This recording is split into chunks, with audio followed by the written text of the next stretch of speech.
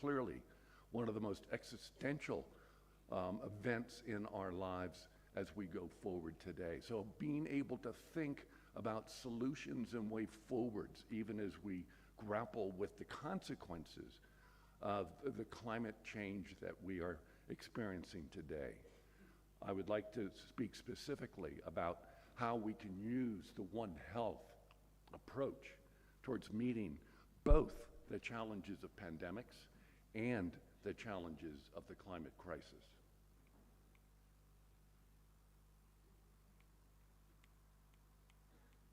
That's assuming I can move my slides. Here we go.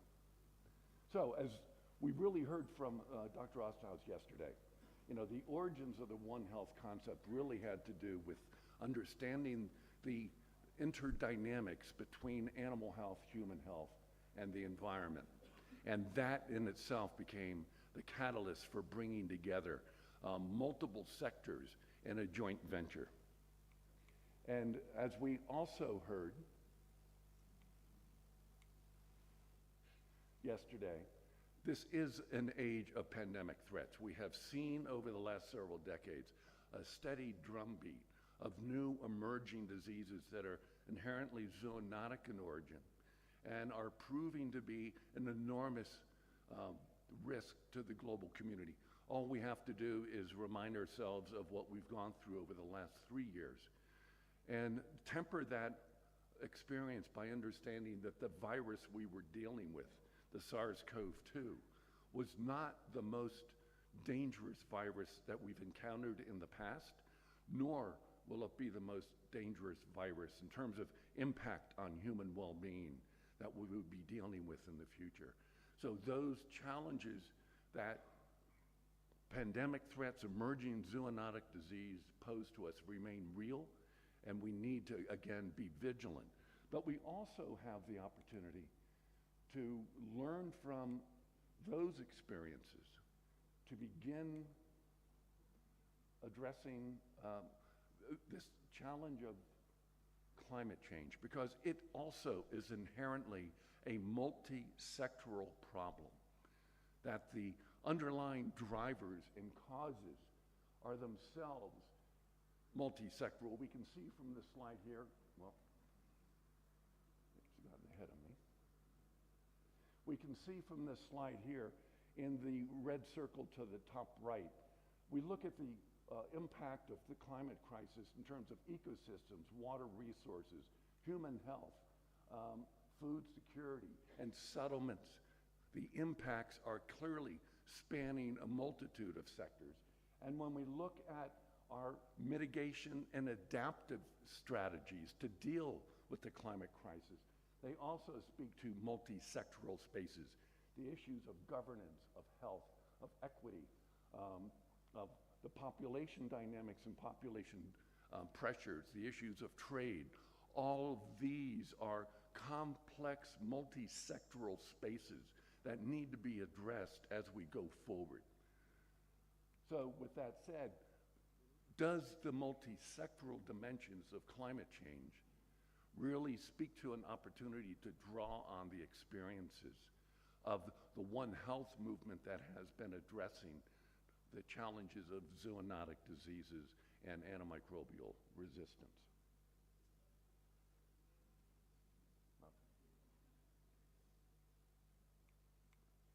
So let's talk a little more about the climate crisis, and let's talk about the risks associated with the climate crisis. Let's begin to understand the multi-sectoral dimensions and spaces within those. And we can see, first off, the risks we saw in 2014 in Paris, the global community coming together and committing itself at the Paris Climate Accords to a target of 1.5 degrees Celsius above previous industrial level temperatures of the Earth. To keep the climate crisis in hand, we had to take global actions to lower the contributions we were making to the elevated temperatures. And we knew that above 1.5 degrees Celsius, the consequences both to human health and to the ecosystem at large would be disastrous. Our expectations of what it would take to achieve a threshold of 1.5 degrees Celsius, we are already beginning to exceed that in many parts of the world. And a recent recalibration by the International Panel on Climate Change has begun to signal that we are looking at a much more accelerated elevation in global temperatures, with already in certain regions of the world, certainly in the northernmost hemispheres, that we are latitudes that we are already seeing breaching of the 1.5 degree Celsius target. And that remodeling what the consequences of continued avoidance of tackling the causes of climate change means that we are likely to breach globally within the next decade the 1.5 degrees. So what does that mean when we say we're elevating the temperatures above 1.5 degrees? What are the consequences? We'll just go to the next slide. So the consequences, as we're already beginning to see them, are significant. And we can see from this slide here that even as we talk about a half a degree, when we say we're breaching 1.5 degrees, what does that mean when we say we're going to be now entering a 2 degrees Celsius increase? And we can see from this slide here that already, and I wish I, you can look over and you can see the impacts on health, that at 1.5 degrees, extreme heat, the population on Earth, that will be an extreme heat, is at 1.5 degrees, 14% of the world's population. But just elevating that to 2 degrees, that's great. If we elevate that to 2 degrees, it's 37% of the world's population are experiencing. No, I need that. Oh, the battery. All right, let me walk through this slide more carefully then. So we're already seeing that the extreme heat, that we've seen the consequences of extreme heat.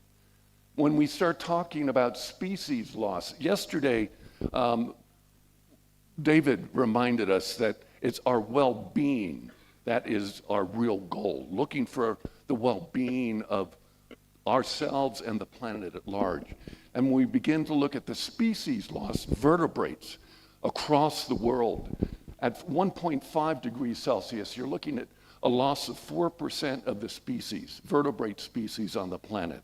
We elevate that to 2 degrees, we're talking about 8% loss of vertebrate species. This is an extraordinary catastrophic event. When we think about crop yields, that at 1.5 degrees Celsius, our crops are going to begin to fail at 3% global crop reduction. We move to 2% at 2 degrees Celsius at 7%. And let's just pause and think about this for a moment.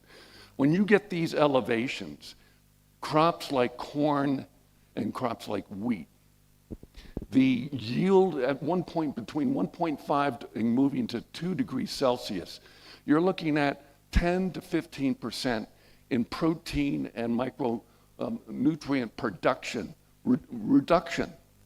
So that in a hectare of land, we're going to see a 10% reduction in the overall nutritional value as we move from 1.5 degrees to 2 degrees Celsius. Global food security issues are at severe risk as a consequence of that. And then lastly, the issues of fisheries. We begin to look at the decline of marine fishing.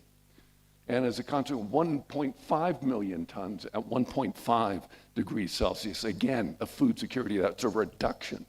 We move to 2 degrees Celsius, we're looking at 3 million tons. Again, we're talking about food security issues, we're talking about our well-being in terms of heat, and we're talking about the overall impact on the ecosystem we look at, and the loss of extraordinarily important life. And we compare that risk of fires when we look at the comparing risks from rising temperatures. Fires, we're going to be looking at 40 to 50% increase in fires around the world. We see this already, certainly in the United States, but we've seen it in Europe, we've seen it in Asia, and we've seen it in Africa. And we look at extreme heat, again, the amount of impact across the global framework becomes stunningly alarming. The impacts, however, will be inequitably distributed. And we see this particularly when we start thinking about already observed impacts of climate change on human systems. And if we look at the issues of water scarcity and food production, we can see the impacts are around the world, but if we zero in on this red box, that's specifically the impact on Africa. And we see a significant reduction in water scarcity, or an increase in water scarcity, people's access to potable water. We're talking about agricultural crop production, significant impact. And we're looking at, again, fisheries and yields of aquaculture production. In Africa, the consequences are going to be quite staggering. And we can see further that the impacts on health and well-being, infectious diseases, heat and malnutrition, and climate refugees, to displacement of populations driven by the lack of access to water, driven by the ecologic changes, desertification. Again, Africa is looking at an extraordinary burden when it comes to the impact of the climate crisis. It's a global event, but it's not equally distributed around the world. So, these are the problems, these are the issues. The question is, these problems and issues have responses, and they have the opportunity for adaptations. What do they look like, and how can we benefit from them? This is a complicated slide, but it really, if you look in this red box, it's really looking at the responses and adaptations.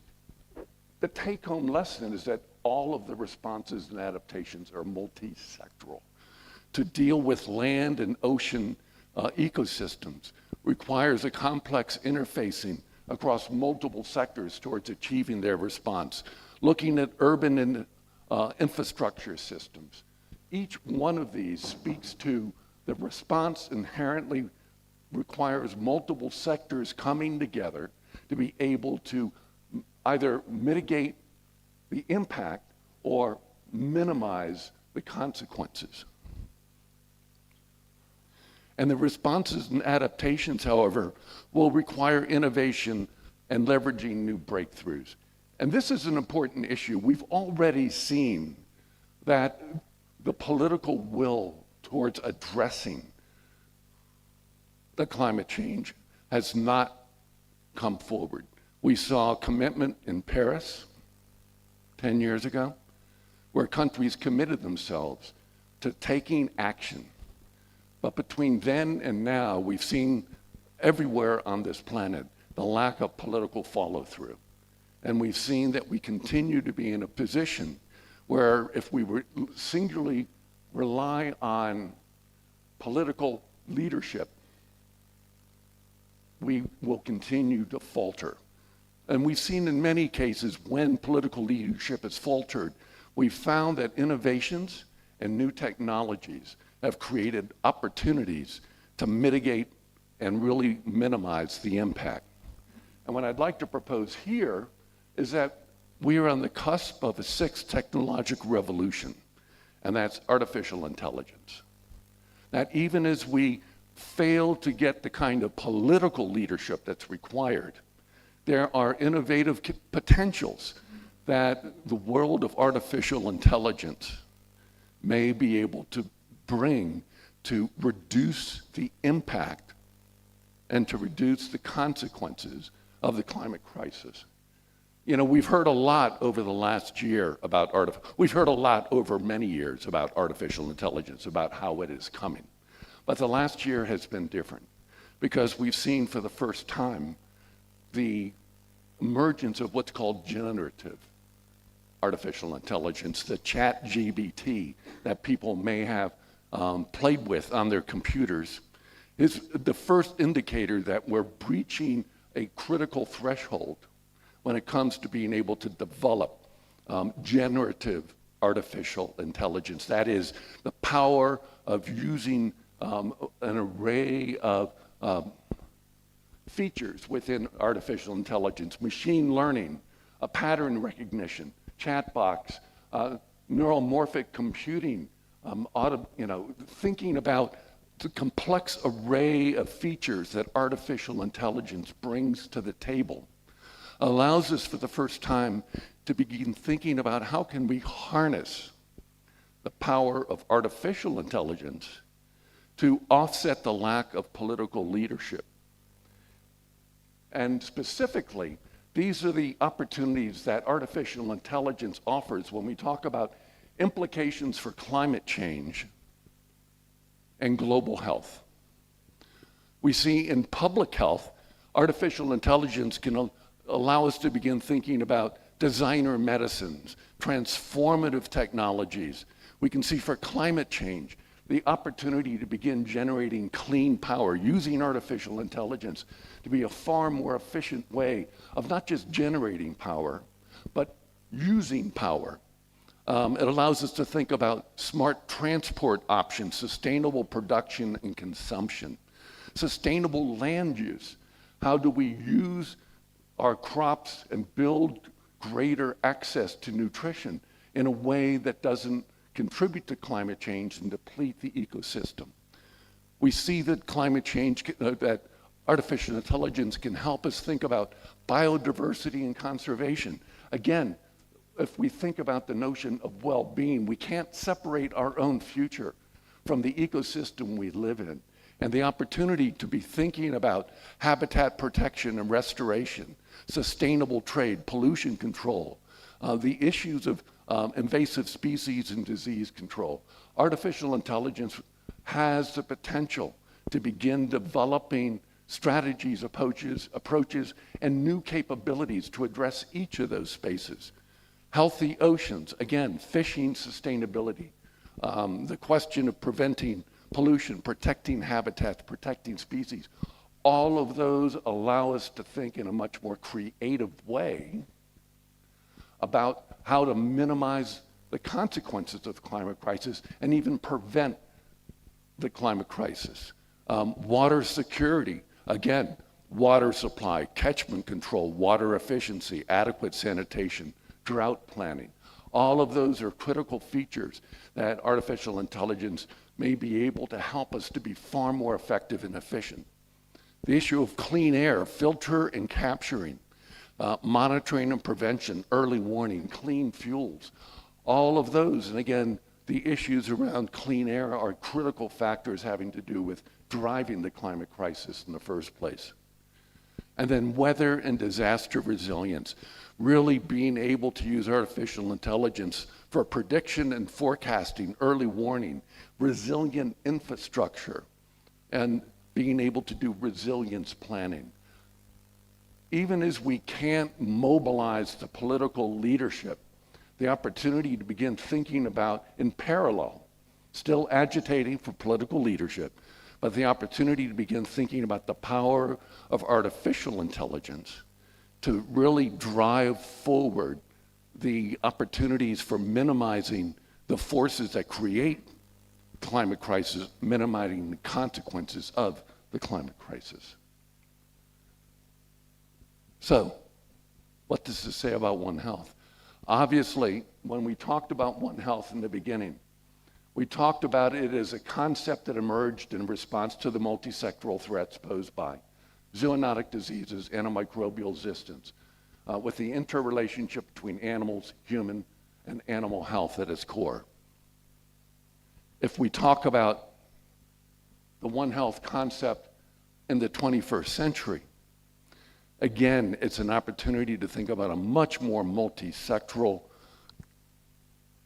approach where the challenges of the 21st century will require an even more expansive multisectoral partnerships, fully leveraging the potential of artificial intelligence.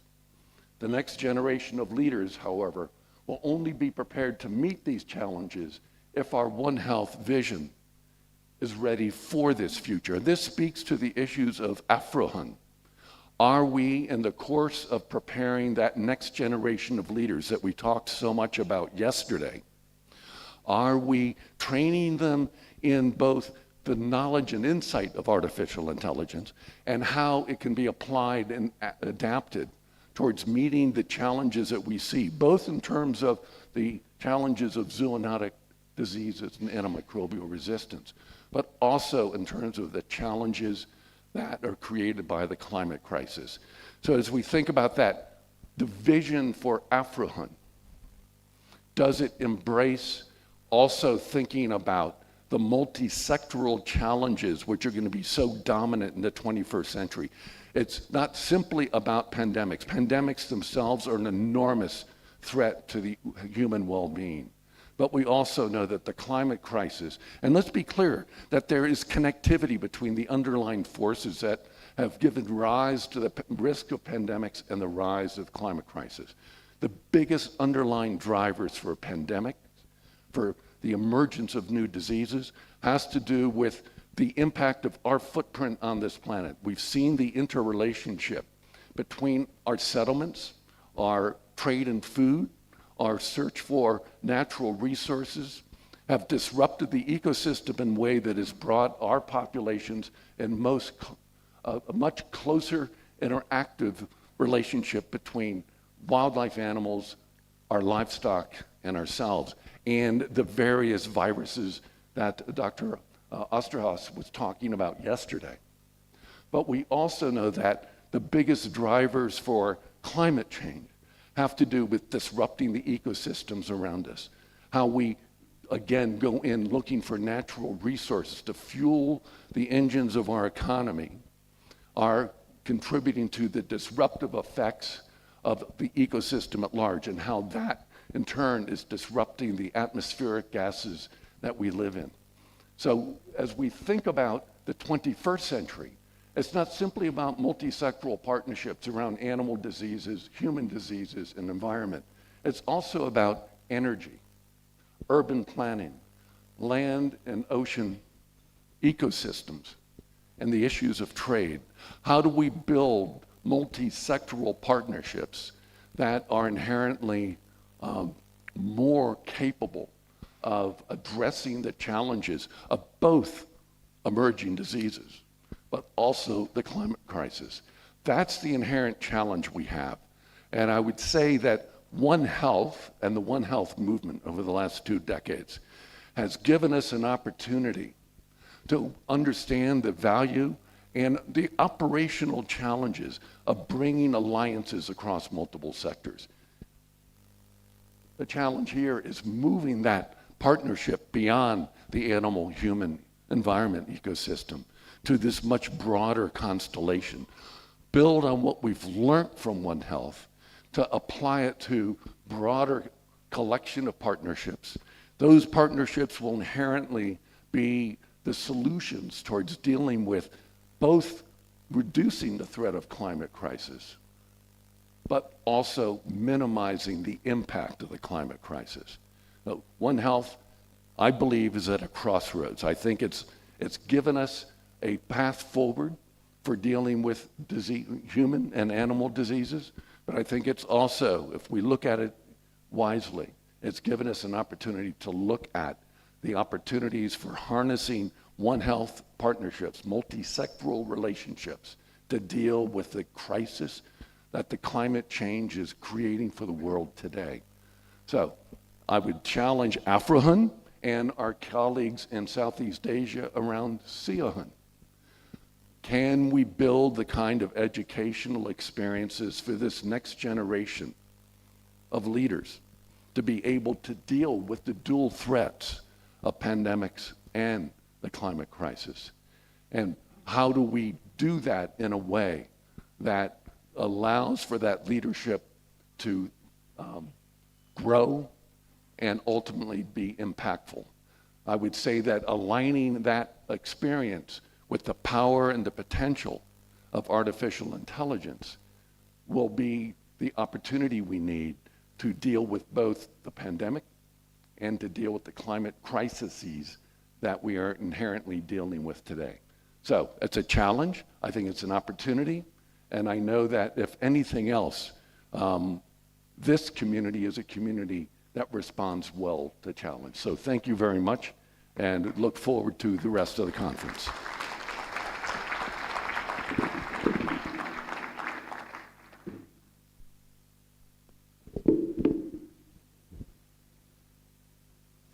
Est-ce que nous pouvons encore applaudir?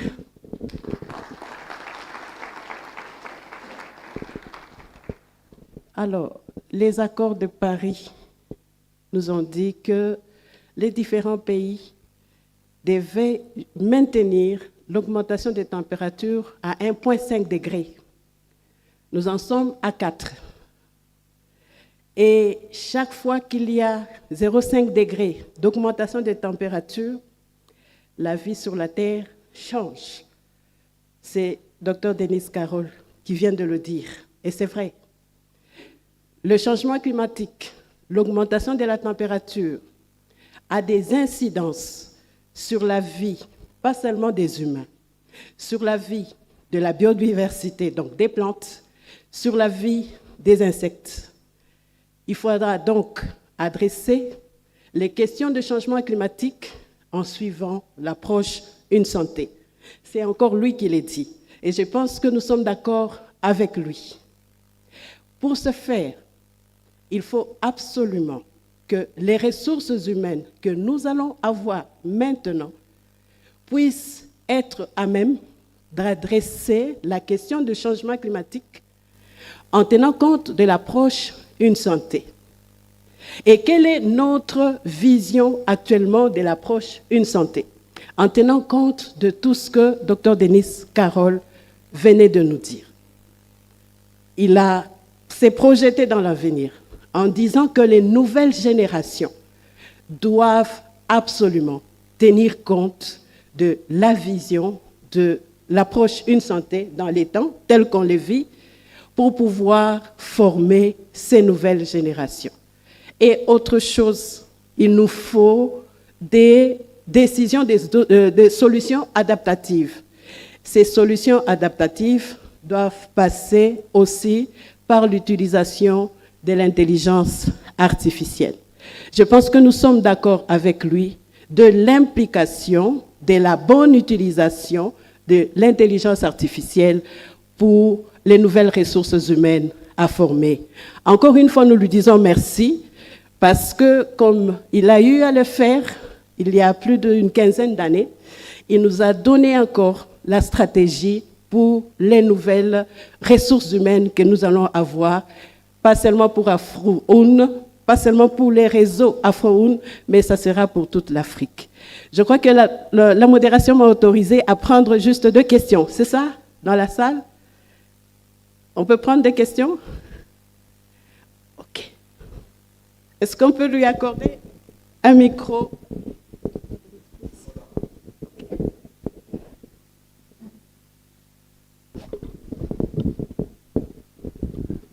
Well, Dan, thank you for a fantastic exposé. I agree with virtually everything you said, but there is a major problem here. You talked about artificial intelligence as the panacea, how we are going to solve this whole crisis. And I'm much less optimistic than you are. I'm very pessimistic. And the issue is that we are preaching for the choir. So you are talking to a scientific audience here. I was doing the same thing yesterday. So we are really addressing the point, and we are all convinced. But how are we going to change policy? And that's exactly why we in our meetings always have a science policy interface.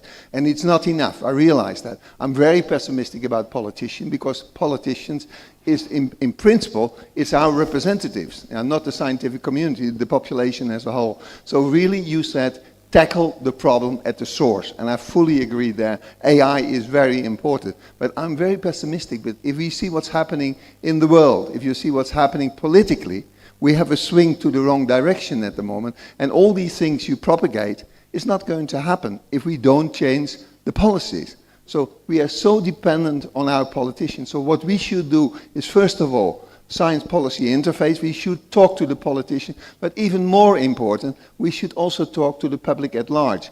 And we, as scientists, we are not communicators. When we are on television, we say the wrong things. And the people who don't understand what you, me, and our scientists here understand, is not understood by the people who tell the people what they want to hear. So I hope you agree with me that we're doing an extremely bad job. And then we are all convinced here of what should happen in the future. But if we're going on like we are doing now, in 10 years' time, the catastrophes that you're predicting, and it's even much worse than and that is unequally distributed. We should not forget that also for the northern countries, there's an enormous impact. We see in Europe, we see dengue, we see all these diseases that we get Rift Valley fever in the future most probably. But I can go on forever, but my main question to you is, how do we change this enormous problem that we have? We're talking to the wrong people, and how can we change that? If we don't have a solution for that, we're in trouble. Okay. In political leadership, largely because political leaders have a very short time frame. Their vision for the future barely exceeds a year. We're talking about the consequences, quite frankly, of what's been going on for the last 100 years and how it's going to play itself out over the course of the next decade. Not even the next century. The next decade is going to be a critical switch point, I think, for the human experience on this planet. And the organizations and partnerships like AFROHUN to make sure that how they're preparing that next generation of leaders is consistent with being able to respond to these challenges. So that's sort of a longer term, but we need to make sure we're doing the right thing. Secondly, how do we bring a much more robust political discourse? How do we affect the way policymakers are thinking and the way they're acting? That's a question I don't have the answer for. 2025, the upcoming January, will be how to harness the potential of artificial intelligence for a healthy, safe, and sustainable world. And the purpose of the Prince Mayadol Conference is to talk about these issues in terms of policies, in terms of regulations, in terms of the kind of political actions that have to happen.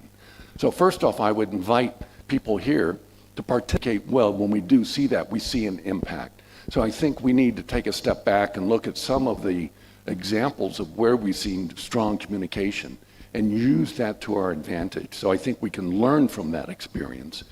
But I do agree with you. This is a way forward, but to execute it requires a social re-engineering, that we have to think differently about these problems, insightfully, more long-term, and to be more responsible for providing the leadership that they're elected to give us. So there's not a simple answer. Okay. Merci beaucoup. On va continuer avec les discussions dans les panels. I think we've had it. But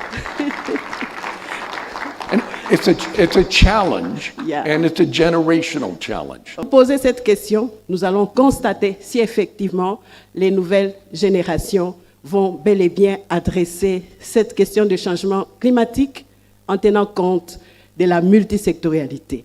Alors permettez-moi une fois de plus de dire merci à l'organisation pour ce panel. Est-ce que moi je peux avoir un big hug de mon grand-père One Elf?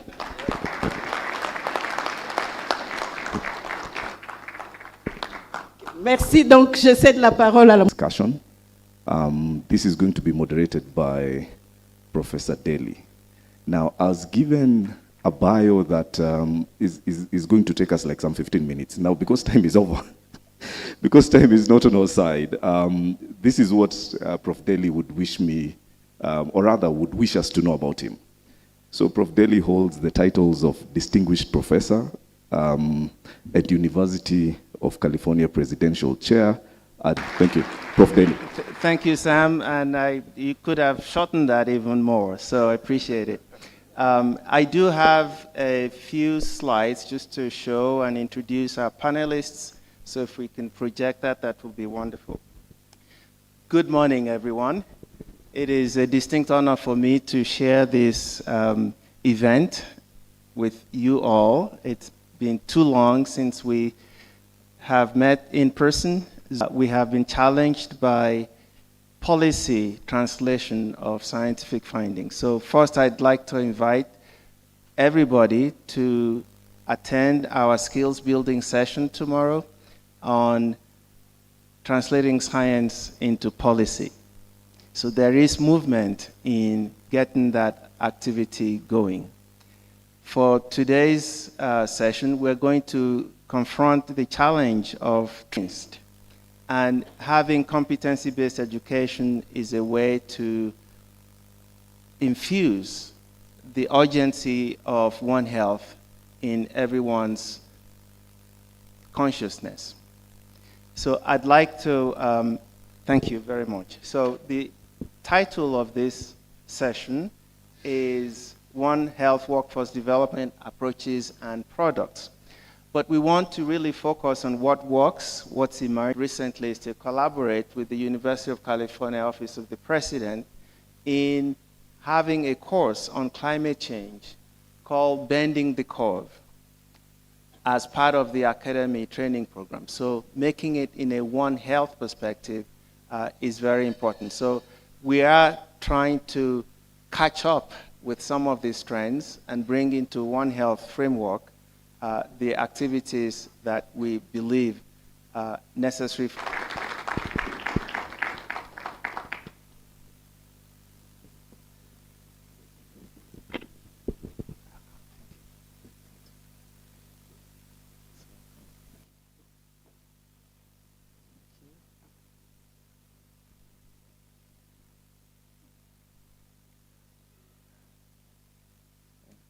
You can sit anywhere.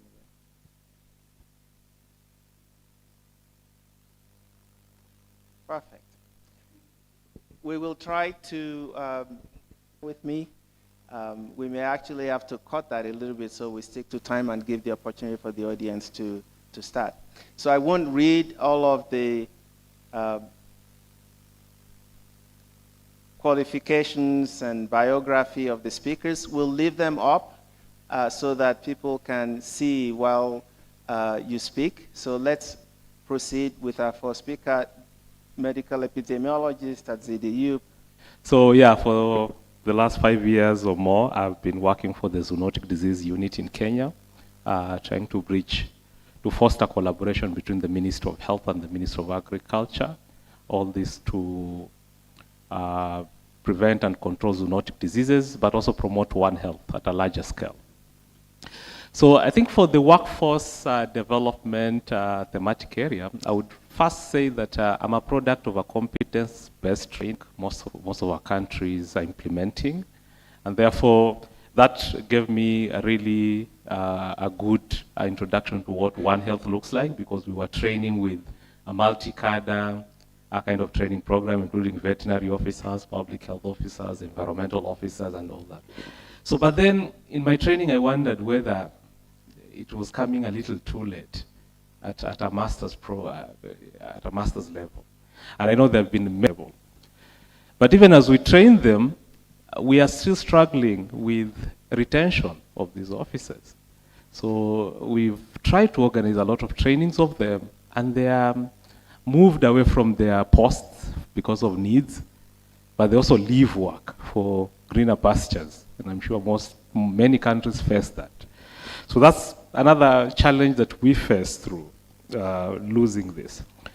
And then the focus team to join the vets and the medics to be part of that. So I think the future training should be all about that.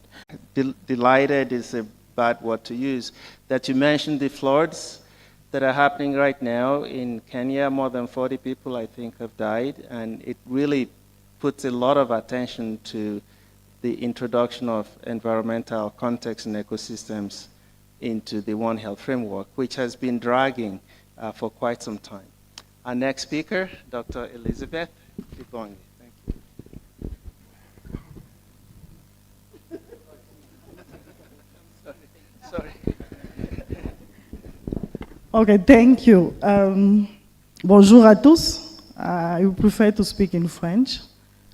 So, Mon nom, c'est Elisabeth Dibonguet. Je suis le secrétaire permanent adjoint de la plateforme Une seule santé du Cameroun. Mon background, c'est administrateur principal de santé publique formé à l'école d'administration et de magistrature du Cameroun. Je travaille dans le domaine de la promotion de l'approche Une seule santé, de la lutte contre les maladies zoonotiques particulièrement depuis un peu plus de 10 ans, à la direction de la lutte contre la maladie des épidémies du ministère de la Santé, et depuis 12 ans particulièrement au programme national de prévention et de lutte contre les maladies zoonotiques, qui est dans la plateforme Une seule santé du Cameroun, où j'occupe le poste de secrétaire permanent adjoint. Alors, pour ce qui concerne le renforcement des capacités ou alors la formation, il faut dire que c'est une composante essentielle de la plateforme Une seule santé. C'est l'un des axes stratégiques majeurs sur lesquels nous travaillons. Et pour parler de ce qui marche, on va aborder 2 aspects fondamentaux. La formation universitaire, et nous avons l'accompagnement d'AFROHUN qui a permis de mettre en place le réseau national des universités du Cameroun, qui permet donc de renforcer les capacités ou alors d'améliorer les curricula de formation pour la promotion de l'approche Une seule santé. On va dire que c'est des fonctions classiques que l'on reconnaît à l'université, de formation au niveau universitaire. L'approche Une seule santé est bien prise en considération, que les étudiants sont mis ensemble pour permettre de comprendre les enjeux à la fois sur le plan de la santé animale, la santé humaine et la santé environnementale. Donc nous avons pas mal d'universités. Je ne vais pas aborder le côté universitaire parce que le professeur Ngongang va s'atteler à le faire. Et donc il y a pas mal d'évolutions que ça permet quand même d'avoir une approche commune en matière de gestion des situations sanitaires qui sont à l'interface de l'homme, de l'environnement et de l'animal. Nous avons pas mal de formations qui sont organisées et financées donc par différents partenaires. Alors pour aborder ce qui émerge comme nécessité ou alors les éventuels gaps observés pendant toutes ces années de formation, ramener la compréhension donc des enjeux de l'approche Une seule santé à ceux qui sont déjà sur le terrain, mais aussi de pouvoir leur inculquer la possibilité de transitionner entre, on va dire, la compréhension scientifique des enjeux de l'approche Une seule santé et les décisions politiques. Et je pense que c'est un débat qui revient et qui reviendra toujours, celui de transformer les données, les connaissances scientifiques en objets, si vous voulez, processus de prise de décision qui permettent à la fin d'obtenir des résultats pour le bien-être de l'homme, de l'environnement et des animaux.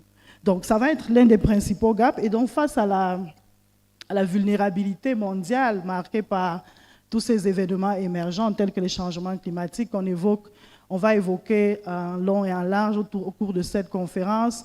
Il faut donc pouvoir adapter les enseignements.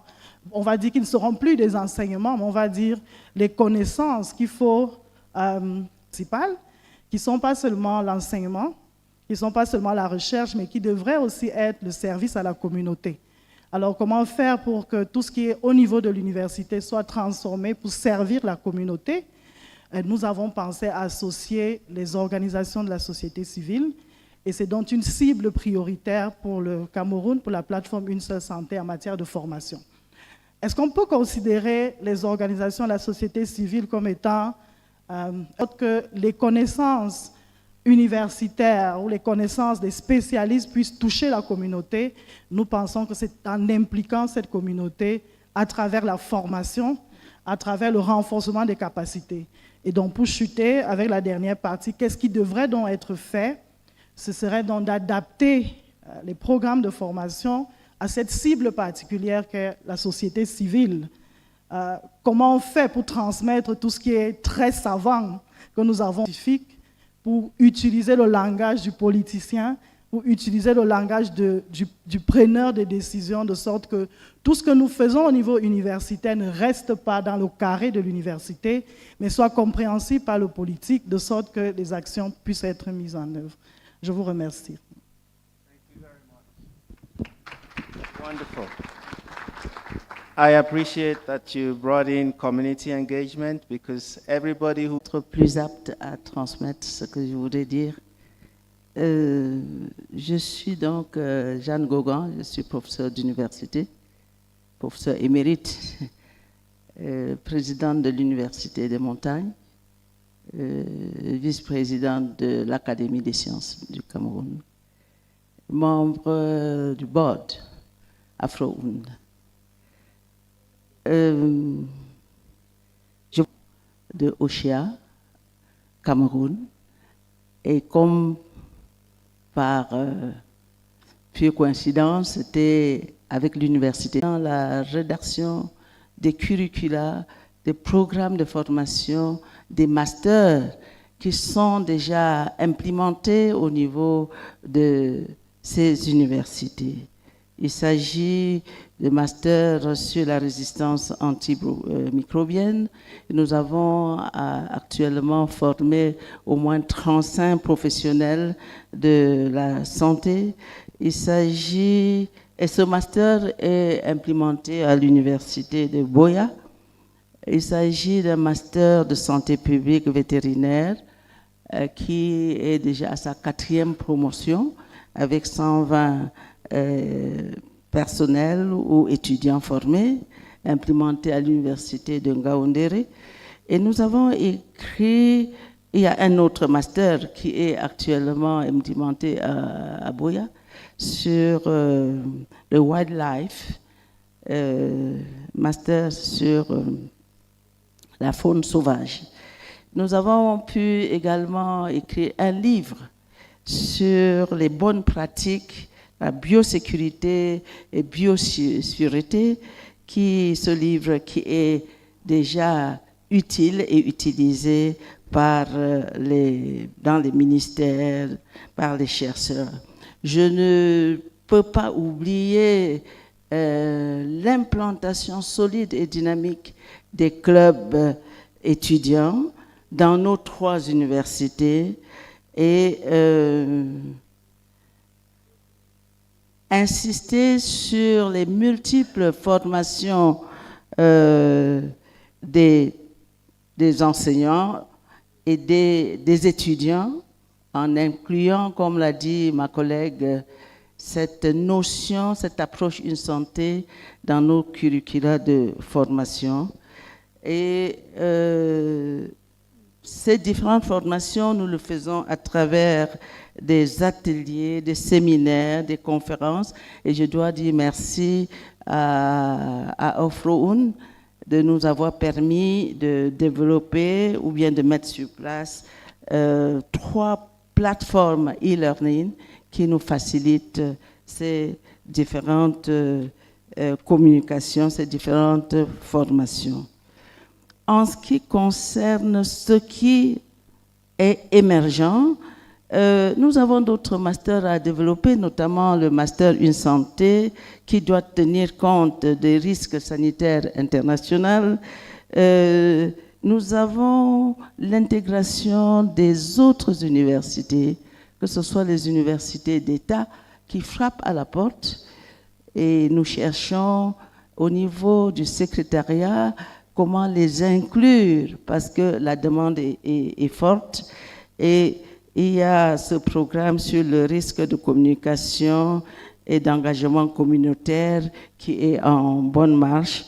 Et pour ce qui est à être consolidé, nous voulons ici d'abord saluer cette franche collaboration entre le politique et l'académie, parce que nous ne pouvons rien implémenter sans avoir l'appui politique. Donc nous devons renforcer cette collaboration et renforcer la collaboration avec les partenaires multisectoriels, une collaboration multisectorielle, renforcer cette formation des professionnels de la santé et le grand challenge reste également la mobilisation de fonds, que ce soit sur le fond financier et même sur le plan de formation du personnel qui va pouvoir donc mettre sur pied ou bien implémenter cette approche Une Santé. Et en tant qu'universitaire, le côté recherche doit être renforcé, une recherche multisectorielle qui va prendre en compte les 3 aspects, santé environnementale, santé humaine, santé animale, et également ce qui est très à la mode maintenant, l'intelligence artificielle. Et nous avons ce problème de changement climatique qui nous prend à la gorge et nous devons y réfléchir et pour pouvoir résoudre, proposer des solutions pour cette crise qu'entraîne ce changement climatique sur le plan alimentaire, sur le plan de la réduction de la pauvreté. Merci beaucoup. Merci beaucoup. Thank you so much. I appreciate that you helped us with the history of training in OSEA and AFROHUN now, and some of the gaps and the funding limitations, but with optimism that engaging partnerships and writing books will really get us thinking about policy makers, because that's the level of reading that they probably do. Thank you so much. Our next speaker, Dr. Yewande Alimi. Thank you so much. Thank you very much, and good morning to you all, colleagues. My name is Wande Alimi. I'm just going to introduce myself simply as a One Health champion and a Pan-African. This is really a remarkable conference, but most importantly, allow me to applaud the leadership of AFROHUN for putting together and bringing from far and wide remarkable speakers like my colleagues on the panel.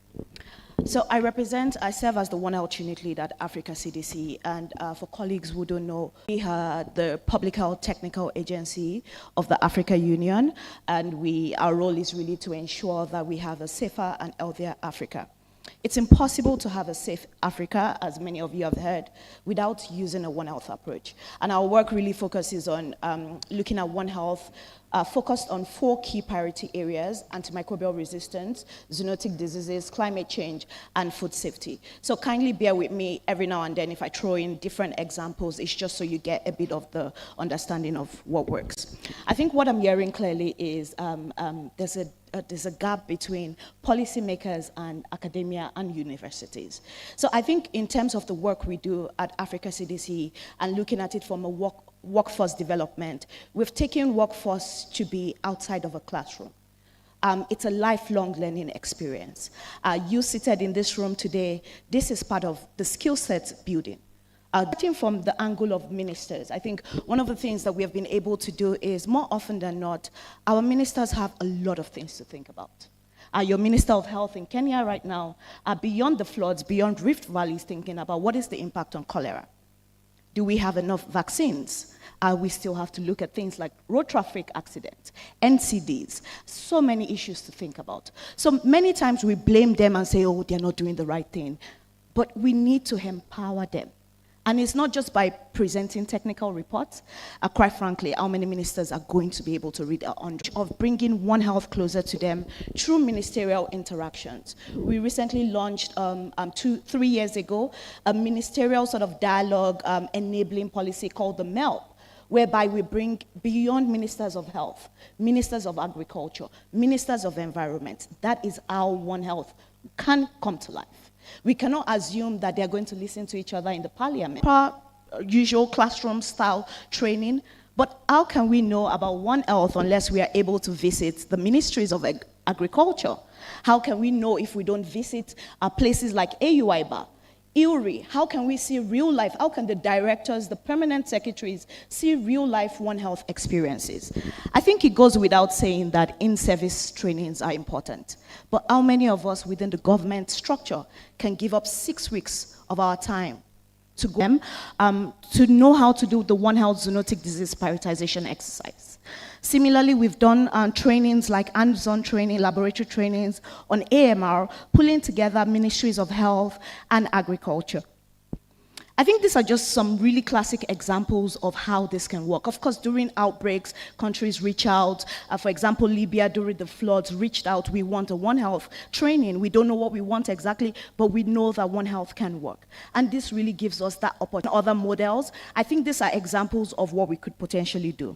I think before I wrap that up, I think something that has always been missing, particularly in low and middle income settings, is the fact that we forget that our challenges are similar. Cameroon to Kenya, my colleagues will say, highlight the same challenges. Ethiopia to Libya is the similar challenges. How can we leverage on those challenges to create learning opportunities? So we try to encourage union. We have that mandate to be able to sort of help countries to pair themselves together. What needs to be fixed? Very quickly, I think it's coming out strongly. If we're not able to translate science to policy, we're just going to be preaching to the choir, like the colleague already mentioned. But I don't think preaching to the choir is wrong. The choir just needs to keep learning the message and to be convinced that One Health actually works. Beyond that, I think, is taking out fellowship for media practitioners. And that has slightly changed in the way they narrate what One Health issues are in their different groups. Thank you so much for highlighting the role of civil society. Quite frankly, those are the people that can bring us closer to the general public. Unless we take a mechanism to ensure that we engage them adequately, I don't think we're going to do a very successful job. Lastly is diversity is important. More often than not, and I'm glad understands English and French. Perhaps maybe that's because it doesn't relate to them. They don't really understand how to translate this into real life experiences. I think very lastly, my colleague highlighted something to say environment is often sort of excluded. I think as much as we take a One Health approach, we need to understand the gaps across all sectors. For example, do we now need to think about it in such a way? Thank you very much. The gaps in training across sectors, but I really want to emphasize the need to involve more languages and help strengthening build capacity of the public health system through the university network. So that would be the same what we are doing, and then there would be like a lot of trainings focusing on in-service, pre-service, and also knowledge management. So I go directly, so what worked well? So that would be along of the experience. So why I'm buy into the One Health concept? Because when I'm teaching with public health, so I always find some missing piece of the knowledge that I trying to transfer to the students. So there would be something that's missing from the lecture that I gave to them. And then finally, I found out that so a kind of collaborative effort, so that would be really helping working more better or improve or like have a better system on that part. So what works well from the workforce development, what I noticed, so we have a variety and different target groups and audience, pre-service, in-service, different kind of cultures, different kind of characters, and that helps.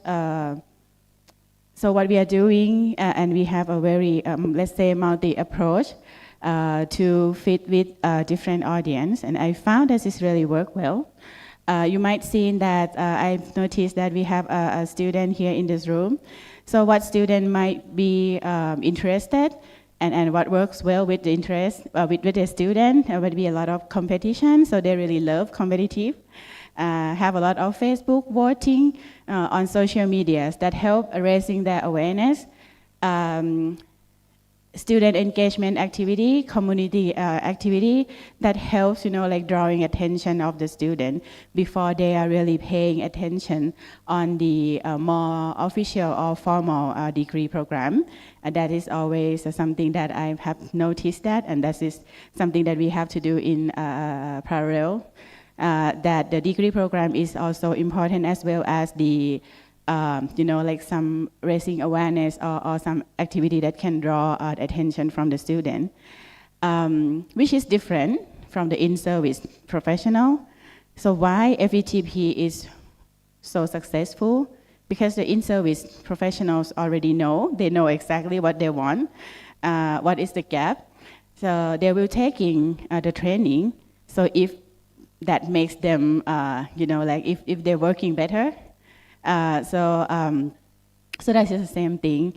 So if there are some training, south to south, or the simulation or some very specific training, so the in-service will be very effective and buy in on that way. And in recent year, so the AFROHUN also have chance to expand One Health to the kindergarten and school children. So can you imagine? So I cannot think about like, how can we teach the One Health to the very young children that do not understand anything about the disease, everything about that. But then finally we found that a good example worked very well.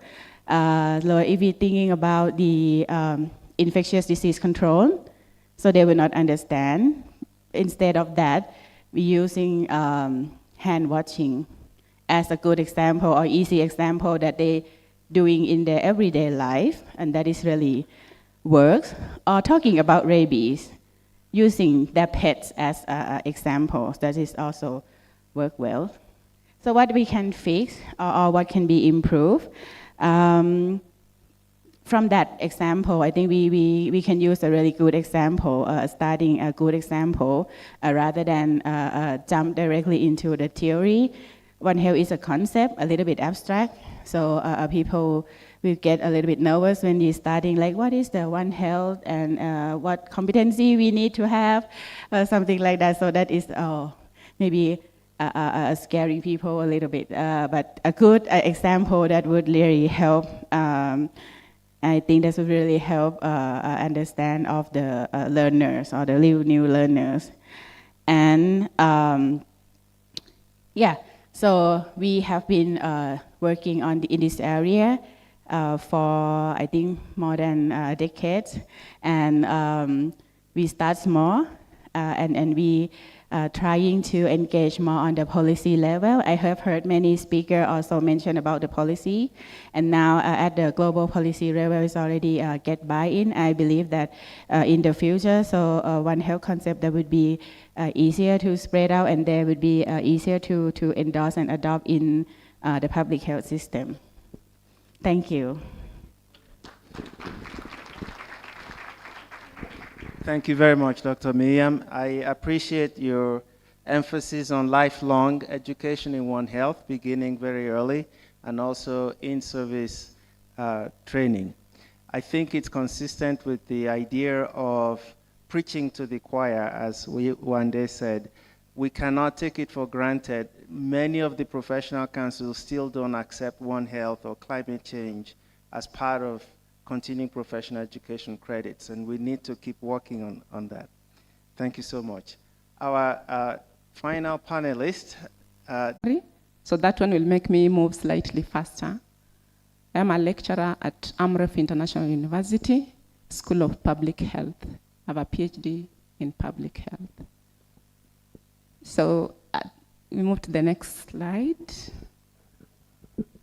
So we shall have this type of an overview. I'll introduce you a little bit to where I work, and the concept of health, that is One Health. We shall see the impact of One Health on human health. What are the role of universities in advancing One Health agenda?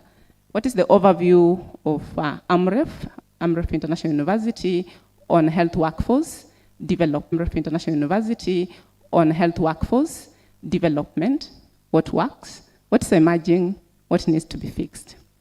Welcome. So that is our vision. As AMREF International University, we want to impart lasting health change in Africa. Our mission is to increase sustainable health access. On One Health concept, I thought the audience should be aware of what the concept is. We are looking on collaborative, multisectoral, interdisciplinary interconnectedness of what One Health is in relation to plants, animals, people, and environment, because all these are interacting in an environment and therefore influencing health. Thank you. Sure. So that is the concept of One Health, and we are seeing how human health, animal health, and environment, and the changes that are happening in it, and how they will influence our food security, our diet, our movement, how it is affecting climate change, and even biodiversity. What is the role of the universities? We do the obvious. We conduct training and education, whether it's continuous professional courses or career professions, we do that. We impart capacity and enhancement. We do the tailored type of learning. And it's not moving. You'll be moving it for me. Thank you. So we also conduct research and innovation so that we can have evidence-based decision making. We do curriculum development and review of the curriculum so that we can respond to the current needs. So that is the impact of One Health on human health. Look at the drought, temperature, floods, increase in the ozone emission, the sea level rising, and the weather events that affect us. So this is what we do at AMREF International University. We train over 37 countries. That's where our footprint is. It's not moving. So that is what we do. We actually have an advantage of having an NGO, AMREF and AMREF International University, and therefore we impart health, education, research, and we reach out to the community so that we can see what is happening and respond to the same.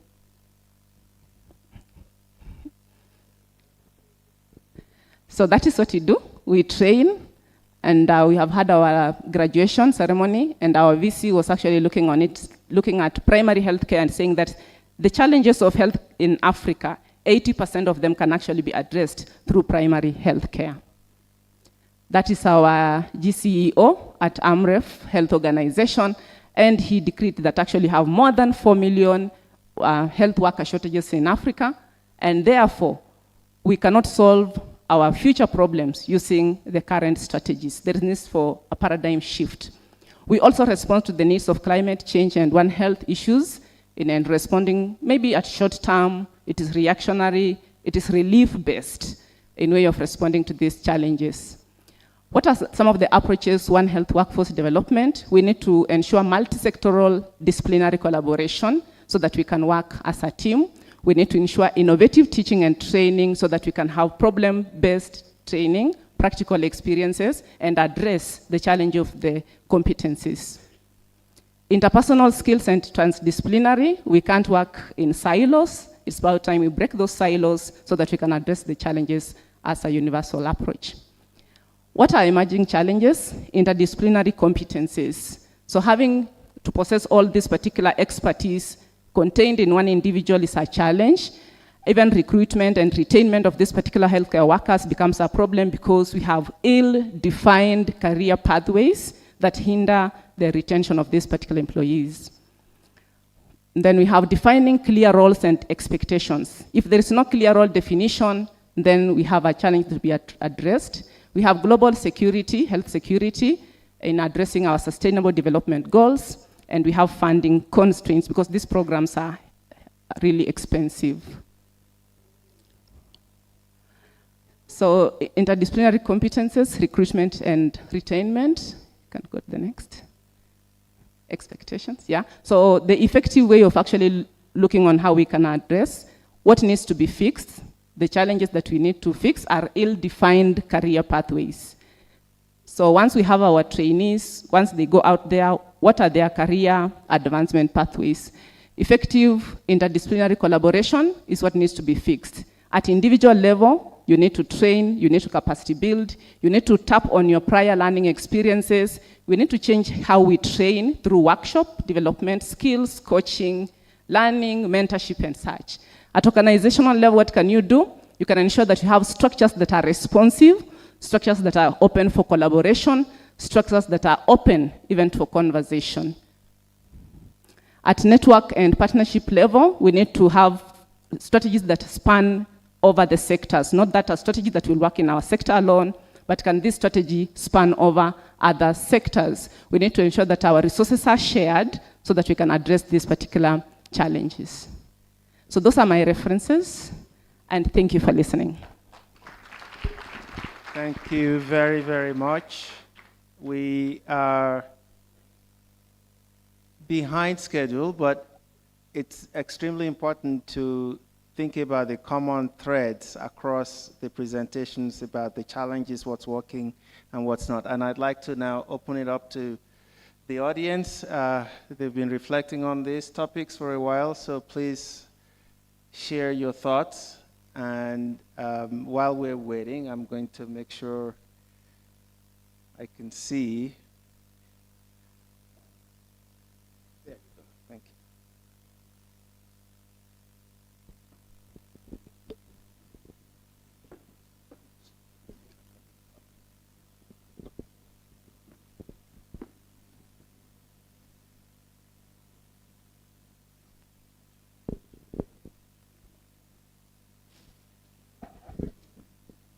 Thank you very much. I'm David Jolly Muganzi from Uganda.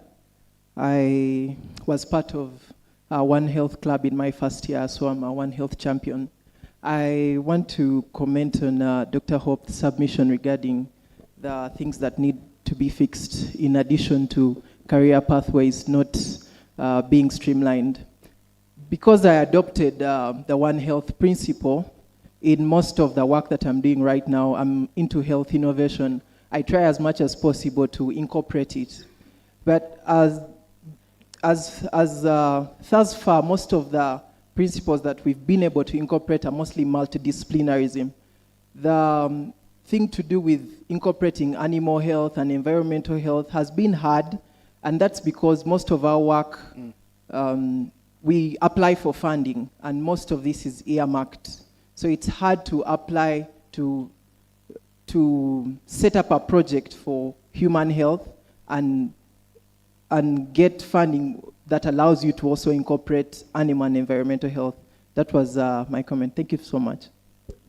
Thank you very much. Anyone can comment, but career pathways is one of the most important ways to attract new trainees in One Health. Would you like to respond to very quickly, and then thank you, David, for the question. We want to appreciate the concern that there is a problem with ill-advised career pathways. Once you have been trained as a student, your desire is to go and impact the health of the community at large. That is One Health. But if there's no clear path of your career progression, then it becomes a hindrance. And the challenge of saying that you have been funded, and the funder is saying that this is the particular program that you are supposed to stay within. There are funder needs or funder constrained way of operation, which you must meet. So as you go ahead and look for that application, you commit yourself, because the funder is very clear. We are going to address plant health. So you don't come up with the objectives of addressing animal health, because that particular fund has been earmarked for plant health. So those are some of the challenges you'll come up and say, how can we overcome this? The constraint of funding. We need to buy in by the government to have clear policies on how can we network to ensure that it is more collaborative and we are not surrendering our health decision to what the funder wants. Thank you. Other questions? Yeah. Please. Dr. Jean-Paul from Maltese International. I would like to speak in French. Je voudrais bien m'adresser en félicitant tous les panélistes. En commençant, Dr. Denis, dans sa présentation, professeur Denis, a parlé du déficit de leadership politique pour intégrer l'approche One Health. Et j'aimerais m'en solliciter auprès des groupes universitaires d'AFROHUN d'intégrer la démarche du langage des politiciens qui pouvait montrer quel est le coût-bénéfice que l'approche One Health peut apporter. Et deuxième élément est de présenter les coûts d'opportunité de l'approche One Health. Et dans cette recherche, montrer aux politiciens qu'est-ce qu'ils bénéficient en appliquant l'approche One Health et surtout, quel est le coût de renoncer à d'autres politiques par rapport à une approche One Health.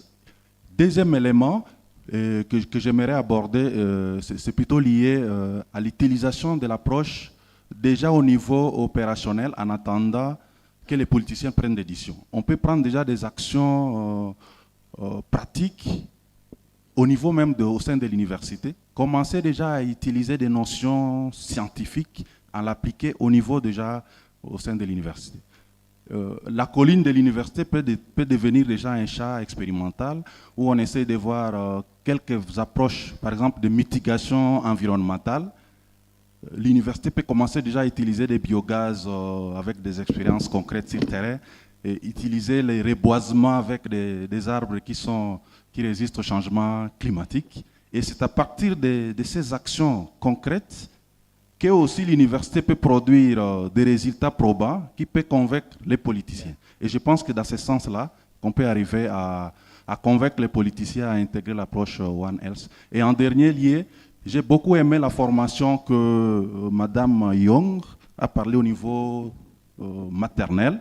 Et je pense que c'est important d'intégrer déjà cette formation au niveau même de l'école secondaire et aller vers l'université. Si on a déjà des curricula au niveau de maternelle, secondaire, et maintenant les universitaires vont aller à l'échelle beaucoup plus scientifique. Merci. Merci beaucoup. Thank you very much. You mentioned politicians are extremely busy. We have trainings in policy briefs, but we're not actually sure how well those are received and the translation of what they read into how they implement their programs. If you'd like to maybe mention some of it. Thank you very much, merci beaucoup. So in terms of policy briefs, I think, to clarify, I think policy briefs are really important. And we need to probably take that approach more often than not. When we develop our technical briefs, we just develop as scientists. We say, okay, this is the problem, this was our methodology, but we don't go into things, so what next? What does this really mean? So I think in terms of what we do as experts, as well as scientists, as students working, is we present a problem.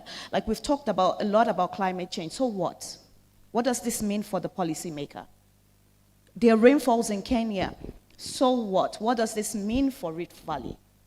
It's like we preach to the choir, we're singing the same song. Maybe it's time to then say, what song can translate the message? And I would like to highlight that, for example, climate change colleagues have done a fantastic job. For example, right now, if they were in the room, they'll judge us so much for using plastic bottles. It's part of the learning. You see countries like Kenya ban plastic bags. It's part of the research that's been able to translate to policy. So maybe for us as One Health, we need to start thinking in terms of our policy briefs, things we want to tell the policymaker. What exactly are we telling? Yes, there's the problem, but what is expected from that policymaker? I think those are the ways to translate the evidence. Thank you very much. We have to wrap up, and I'd like to pass the microphone to everybody to have a final statement, if you will, on the reflection on what we heard this morning with the keynote address and what the panelists have presented. Would you like to? Thank you very much. I think one thing to say before we wrap up is, yes, indeed, the challenge is huge. What we have to do is a lot, but we need to work with partners. Partnerships show that we can then do a lot more. So I think more often than not, we've talked about multi-sectorial, but we have not talked about the role of bringing all of us together as partners and trying to align to ensure that we build the workforce. Thank you very much. Thank you so much.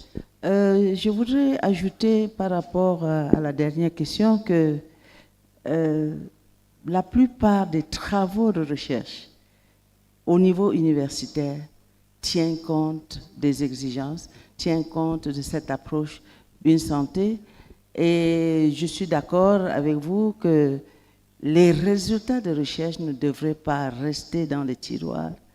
Les utilisateurs, que ce soit au niveau de l'environnement, de l'agriculture, etc., ils devraient être au courant de ce que les universitaires font et la politique même d'orientation des thèmes de recherche devrait tenir compte de ces exigences du terrain. Merci. Merci beaucoup. Thank you. I would like to conclude by saying that the One Health concept is an approach. It's not a scientific discipline, and it should be normally implemented at the community level. So civil society organization or community stakeholder must be our target to implement One Health. So university should go beyond university to be able to impact community by using those people at the community level. We have that new trend with localization. We cannot localize if people at the community level are not trained, if they are not knowledgeable enough to implement action in the field. Thank you. Thank you very much. Yeah, thank you once again for the opportunity. Mine is to say that the concept of One Health is a multidisciplinary approach in addressing the health challenges that we are currently facing. Given it's a multidisciplinary approach, it calls all of us in our respective disciplines to break down those silos, embrace each other, do multi-sectoral, multidisciplinary way of addressing these challenges. And it's about time we also change our language from science to implementation, from science to communicating to decision makers, so that we do not continue singing to the choir. Thank you. Okay, thank you. It's a point of debate. Thank you. Okay, so I mean, everyone is doing. I mean, like my opinion is like we trying to keep what we are doing right now. So in this same direction, we just need to, like realize if they need to change the strategy or the methodology to help improving the workforce development. But small things can build a very bigger impact. But we just need to be, like calm down, and some of the impact might come in another 5 or 10 years. Thank you very much, Dr. Miem. Yes, thank you. I'll just pick it up from my colleague here. I think listening to a lot of the discussion, there's a lot of pessimism. But for me, I think we are moving forward. I think we have to appreciate the small incremental steps we are making. And I like what Thailand is doing and AFROHUN, introducing it to lower levels. I think the future looks brighter. A lot of times we've been taught, and maybe it's the moment now, there's the big bang moment everybody's waiting for. They want within 2 years, 3 years, things to change. And I think the older people in the room know things take time and a lot of effort and consistent actions. So I feel we just need to keep at it. Whether it's the choir, let's keep singing to it until things start moving. Thank you. Thank you very, very much. Please join me to appreciate the excellence of the panel and the topic as we go to the next program. Thank you.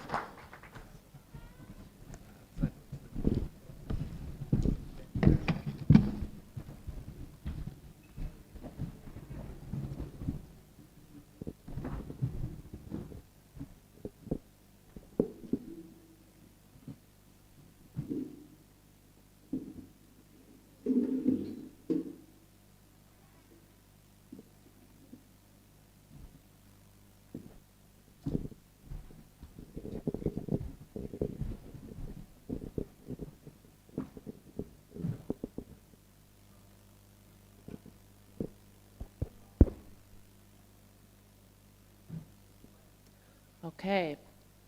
Good morning. Good morning. It's time for our country showcase. So, what we're going to do before the tea break is we have 16 wonderful country teams that are ready to share their lightning talks with you. The instructions they've been given is that each country team from AFROHUN and AFROHUN can have 1 slide and 2 minutes. This is a very big challenge, right? We all know what it's like to sit next to someone on the plane or on the bus, and they say, well, what do you do? And you have 2 minutes to kind of make an impression and tell them something special that makes them want to learn more. So the plan for this session, we have 6 chairs. I'm going to have 6 of our country team representatives come up. They will each have their 2 minutes to share something special about what their team has done, something they'd like you to know. And then we're going to break for our tea and coffee. During that coffee and tea break, we have monitors set up where all of the teams can be able to make sure they have at least one representative there, so that if you'd like to know more about what they're doing and you'd like to visit and follow up, you can do that during the tea break. Okay? So what we're going to do here then is hopefully our IT team will get our projection going for our country team slides. And I need the first 6 people to be able to come up and sit so that it will be very easy for you to come up and give your lightning talk for 2 minutes. I have a bell. It will keep us on time, I hope, so that everyone will get their chance. So the representatives that I need first are from Team Cameroon, Team Cambodia, Team Côte d'Ivoire, Team Indonesia, and Team DRC. Please come and sit with us on the stage, and you will be doing your lightning talks in the first set. Again, the representative from Cameroon, Cambodia, Côte d'Ivoire, Indonesia, and DRC. Please be welcome on the stage, and you'll be giving your lightning talks.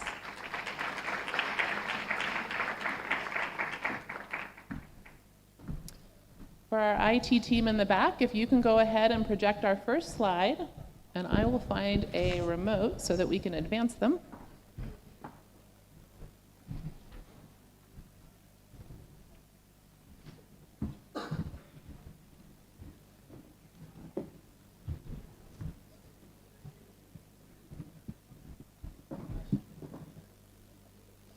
I'm missing one country.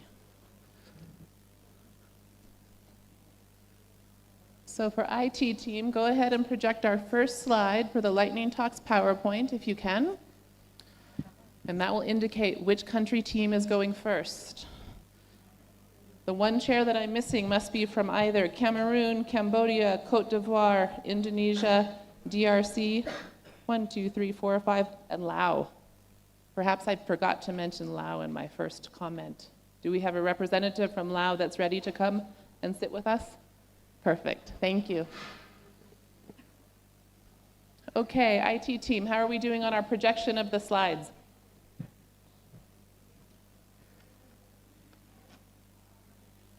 It's even harder to do a lightning talk without one visual.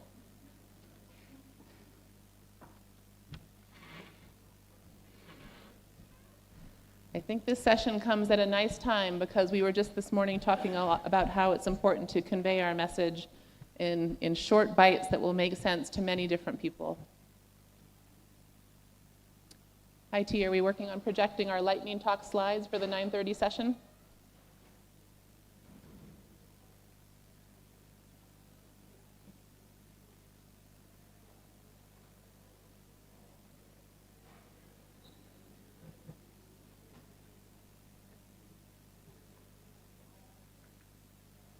So as they get our projection set up, the first speaker, or the first slide that will come is from Team Cameroon. So if you'd like to take the podium here to be able to give your lightning talk, let's wait for the slide to get started. I know, Aruna, you could do it without the slide. We could dance, and then it would be just as convincing and remember. And of course, English or French will be welcome. So wait for a moment until we have our slide.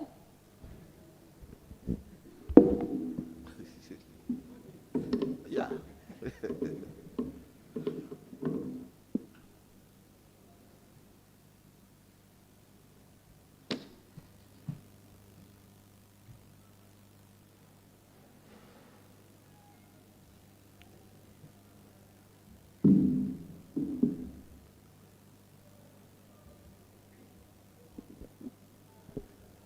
IT, how are we doing on the back? Hein? On peut toujours s'entretenir sur autre chose.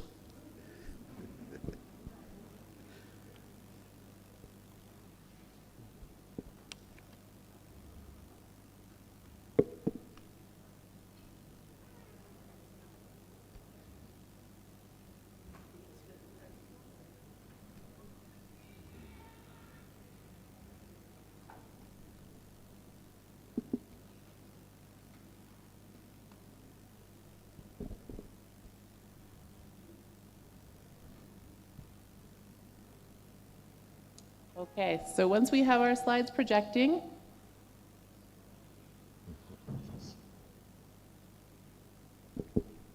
perhaps I'm on the wrong channel here. Hold on just one moment. We have a bell. So Aruna, when you have your 2 minutes, then you'll hear the dings, and that means stop and okay. pass. Okay. Very Thank welcome. you. Thank you very much, ladies and gentlemen. It is a pleasure for me to talk about the contribution of AFROHUN Cameroon regarding the biosecurity and biosafety domain in the international health regulation. We know the importance about the biosafety and biosecurity regarding the detection, prevention, and response regarding during the epidemic. AFROHUN Cameroon started in 2017 during the joint external evaluation and look the score that Cameroon have regarding the indicator P7.1 and P7.2. These indicators was low. And actually, the indicator during the last spot is go to level 3. What AFROHUN Cameroon do with the government of the partners? We start in 2018 to 2020 to train people about the biosecurity and biosafety. But also, we engage the government part that we work to produce the code of conduct. I have just one copy I'm going to give to you. And also, we develop the charters of biosafety and biosecurity. These are going to be implemented at the University of Montaigne. Actually now, we make shop ingredient, but we are going to invite you for the Cameroon Gallery to learn about the secret, the key element that we put in place in Cameroon. Thank you very much for your attention.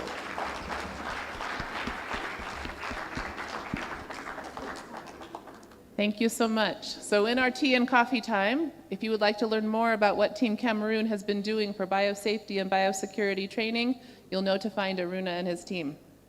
Our next speaker is going to be from Cambodia. If we could advance to the next slide.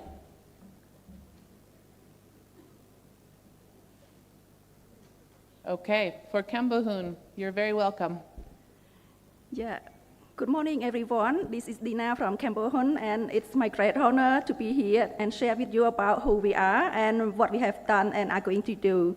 Let me remind that CAMBOHUN was established in 2017, and 2019, yeah, actually. And we started with 3 universities, and right now we have 5 university members, and of those 3 are specialized in agriculture and animal health, and 1 is specialized in human health, and 1 multidisciplinary university, which of course include environmental health. Yeah, after the establishment, we had organized One Health capacity building workshops and several activities led by One Health student clubs, including community engagement event and activity to promote food safety and to raise awareness about rabies and prevention and vaccination. And going forward, in CAMBOHUN work plan, 2024 work plan, we have several objectives, which include the first one is to strengthen governance and operational structure of CAMBOHUN and to improve capacity of trainers, researchers, and faculty members of the member university. The third one is to raise One Health awareness among students, related professionals, and also among the publics. And the last one, which is the most important one, is to conduct research addressing One Health-related issues to create evidence-based suggested solutions or recommendations for the country policymakers. Thank you.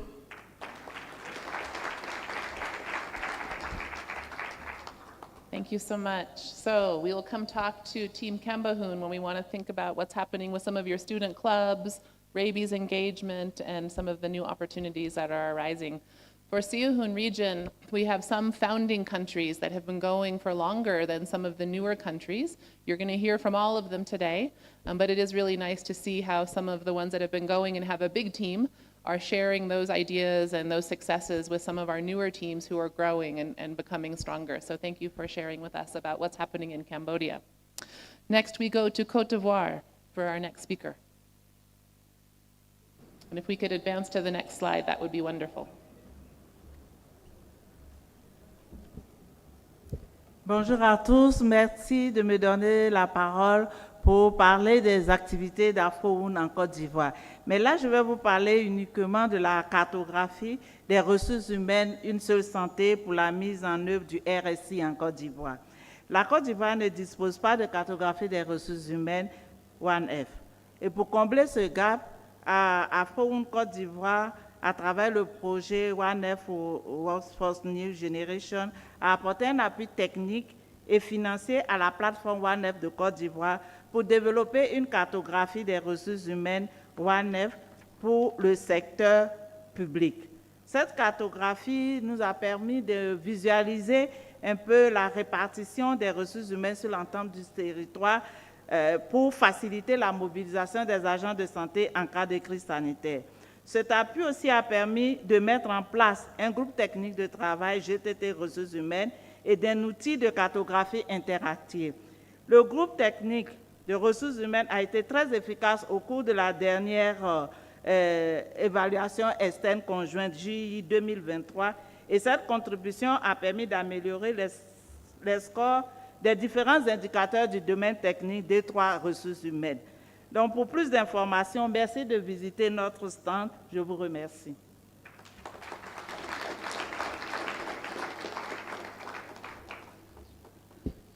Okay, so you've touched on a very timely topic. I think you probably made an impression because the idea of mapping One Health human resources is something that's happening in a lot of different places right now. It's an identified need, and maybe we can synergize on how to do that well, and that will pave the way for future funding as well. Thank you so much for that. Okay, our next presenter from Indonesia, step on up. And if we could change our slide forward. Oh, you already got it. Thank you so. Welcome, Joko. Thank you. Indonesia One Health University Network, or INDOHUN, was established in 2011 or 2012 to have the legal entity.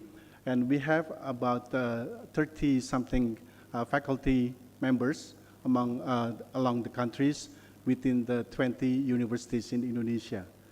So why we think that we are awesome, most of us, we are still young, including myself in the 60s, and also the prime coordinator actually in the 70s, but we are still young in spirits and also in way of thinking.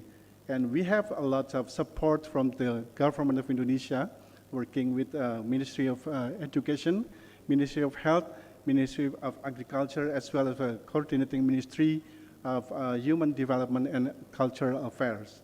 And also we have good support from the local mission, the USAID mission of Indonesia, with a lot of attention that we have a monthly meeting for all partners, not only for the One Health workforce, but also with the other projects. And the other thing that we would like to say that we are more awesome about the jargon that we are having now. It's less me, but more we. So structurally or grammatically may be not correct, but less me, that we try to encourage that we have to collaborate, we have to coordinate, and above all that we have to put the institutional and organizational efforts over the individuals. Yeah. And we understand that the project may not last forever, and we have to actually try to sustain the program. So we have approached the Ministry Education, Ministry of Health with a lot of projects that opportunity that we also try them to adopt the project or the program, so then we can be sustained for more longer efforts. Yeah. One of the activities that we are supporting is the One Health Collaborating Centers. This is one thing that we also proud of, because this form center from the university that has multi-sector, multidisciplinary from human health, environment, and also animal health, so they can be sustained with the program. Our project may be ended at some time point, but the program should continue. Thank you very much. Okay, so for Team AFROHUN from Indonesia, One Health Collaborating Centers are one of their flagship programs that you can learn more about. Next, we would like to bring up the representative from Team DRC. Welcome.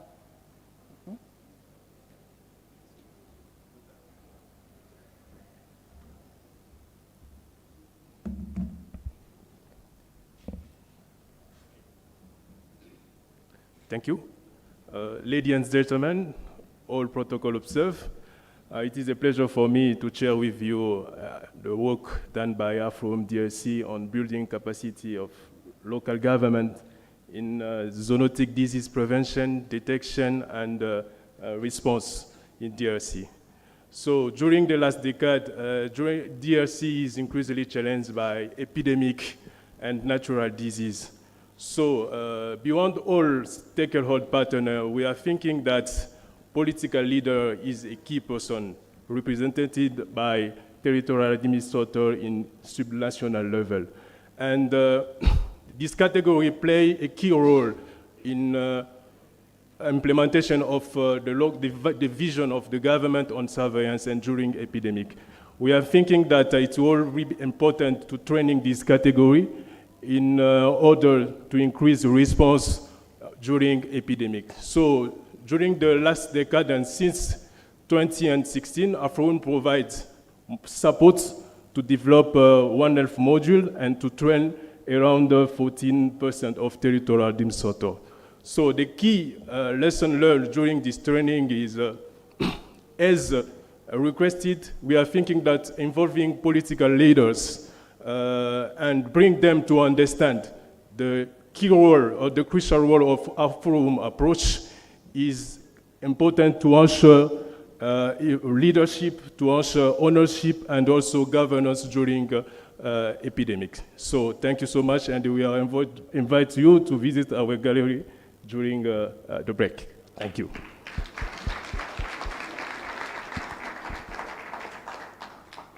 Thank you, Benito. So zoonotic disease detection, linking with both ministries as well as students, and being able to really have faculty as the glue for that are things that I will remember. Okay, our next representative is from Laos. Please share your take-home messages.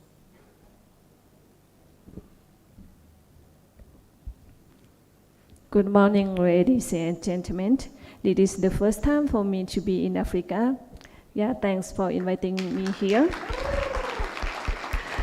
My name is Malawan Chitawong. I'm a coordinator of Lao One Health University Network. I work at National University of Laos. Today I'm gonna to present you about Lao Hun activity and what we have achievement from 2023 2024. First of all, I would like to introduce you about Lao Hun. Lao Hun was established in 2018. We are very young compared to other countries. There are two founding universities named as National University of Laos and Health Science Universities. And there are three university members named as University of Savanakhet, University of Champasak, and University of Suphannavong. What we have achieved from last year was the Faculty of Agriculture, National University of Laos successfully vaccinated 60 individuals against rabies. And this includes 20 veterinarians staff and 40 veterinarian students. And the second activity that we have done, and raising awareness pay off. 185 participants, including 50 lecturers and 170 students, participate in One Health and AMR Awareness Week in 2023.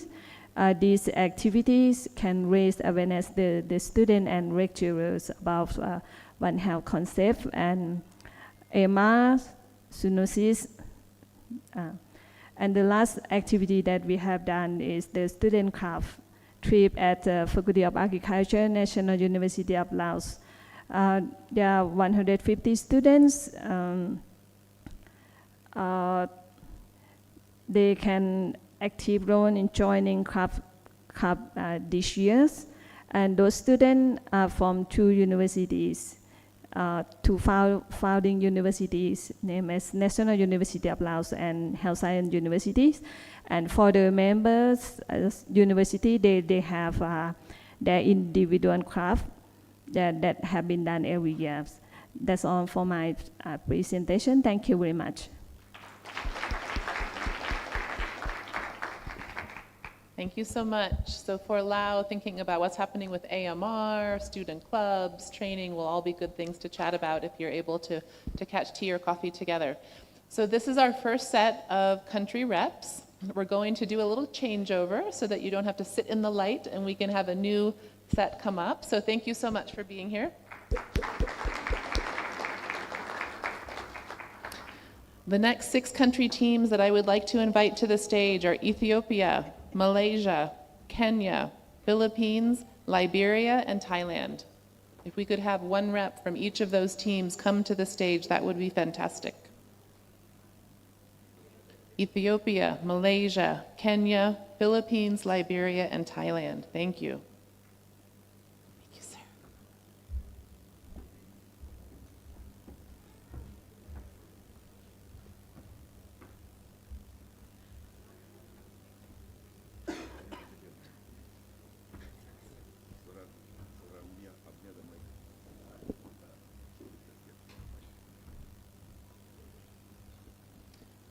Okay, so we're going to advance to the next slide, which will be for Ethiopia, I think, and invite Barahu to come up and share his 2-minute lightning talk. Please feel free. Good morning. Good morning. Thank you, Professor, and good morning, all.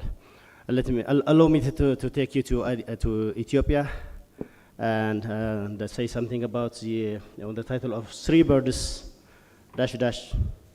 by 1 bird. We don't kill birds, but we say 3 birds by 1 stone. The capacity building, the research, and the development. Here in Ethiopia, there is one problem still now, which is the rabies problem. Rabies is affecting a lot of things in Ethiopia economically and health and also societal case. And then, so in Ethiopia, rabies is prioritized #1 disease in Ethiopia, and the zoonotic disease. And still the problem is there. So AFROHUN Ethiopia established a team from universities, from FAO, from Ministry of Health, Ministry of Agriculture, and the experts came together and identified the problem, what are the challenges and bottlenecks of this rabies eradication program in Ethiopia. So the research was evaluated and validated, and the challenges were characterized and prioritized. And #1 problem was that the multi-sectoral collaboration and the data sharing was one problem. And then the team again came with the help of technologists they came and discussed on the possible interventions, and the application was developed. An application was developed. That application was called now Prime Ethiopia, Platform for Rabies Information Management in Ethiopia. And that application was tested as a pilot and also presented to national workshops. And then you can see some amazing testimonies from participants. And now a small policy brief, and the application is handed over to the Ministry of Health and Ministry of Agriculture for other integration in the system. Thank you very much. Okay, thank you. I will be finding you to find out more about your rabies app. That sounds really interesting. So welcome, Team Malaysia. Let's move forward one slide. Yeah, perfect. Thank you so much. Hi, hello. Shikamo. Za asubuhi mpenzi. Yeah? I hope I got that right. I'm from Malaysia. I will not talk about how MyHoon has established from 2014 and become a major player in the One Health concept in Malaysia. I will not talk about how MyHoon has, in the better part of the pandemic years, developed to be a major player in providing testing as well as help for refugees and the stateless communities in our country. I shall not talk about how MyHoon has been a national player in how it has been the major organization in developing the rabies protocol for the country, as well as training for the avian influenza. I shall also not talk about how I myself started in MyHoon as a student, participating in conferences as the postgraduate candidate, and then becoming a facilitator, moving on now to deputy coordinator, and being here in Africa. But what I shall want to focus is on how MyHoon for the past decade has trained in situ PBL for 121 people, tabletop exercises for 112, One Health Young Leaders for 84 students, and FATP for 112. And these are all practicing real-life medical doctors, vets, as well as environmental specialists who are still in our country serving the nation, and they would not have gotten the information of One Health if not through our Malaysia One Health University Network. Thank you.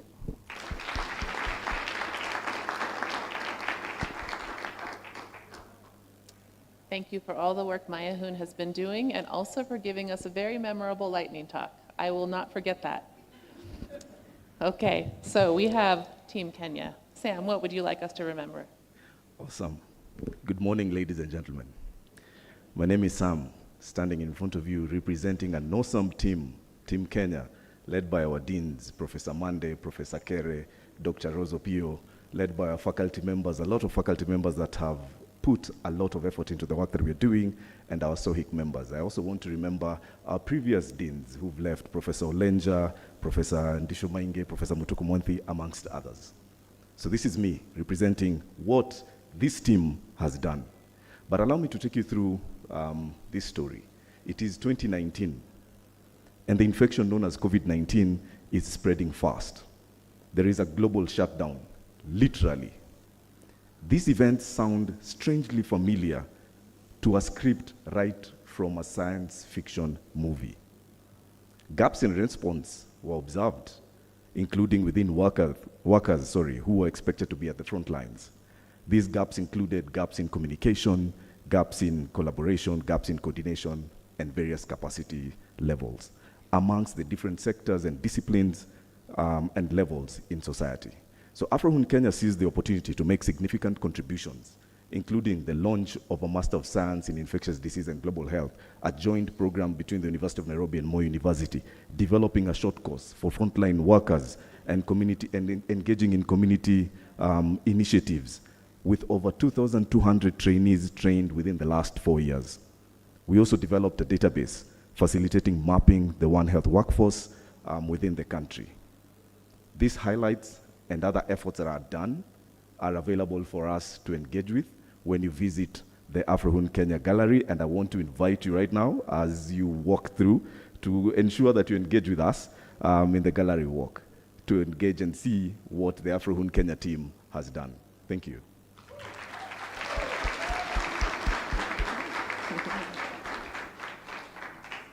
Thank you so much. So frontline workers, pre-service training, innovation, lots of good things to learn about from Team Kenya. Okay, let's hear what's going on in the Philippines. Welcome, Neil. Good morning, everyone. The Philippine One Health University Network is an organized network of Philippine universities that aims to develop the next generation and skillful and competent members of the One Health workforce in the Philippines. We started with a few universities, and now we have 20 members from the private and government sector.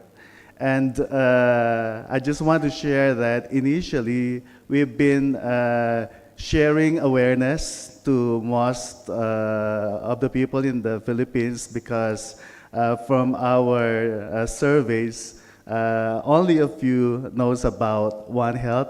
So it's now, everybody now knows about One Health, and even the Department of Health of our country, and even the Department of Science and Technology are now supporting One Health in the country. And right now, we are working with the Department of Health of our country, and we're trying to integrate One Health in our epidemiology training programs. So we're also doing training of trainers to respond to gaps in international health and cascade this to the subnational levels. We're also starting with our One Health student clubs. Unfortunately, they're not yet organized at this time, but we have a few of them who are now working on their, or working to get organized. We have programs on antimicrobial resistance. We have activities on biosafety and biosecurity. We also have programs on some zoonotic diseases. So AFROHUN strives to continue to its contribution to the realization of a more competent and resilient One Health workforce for the next generation. Thank you very much.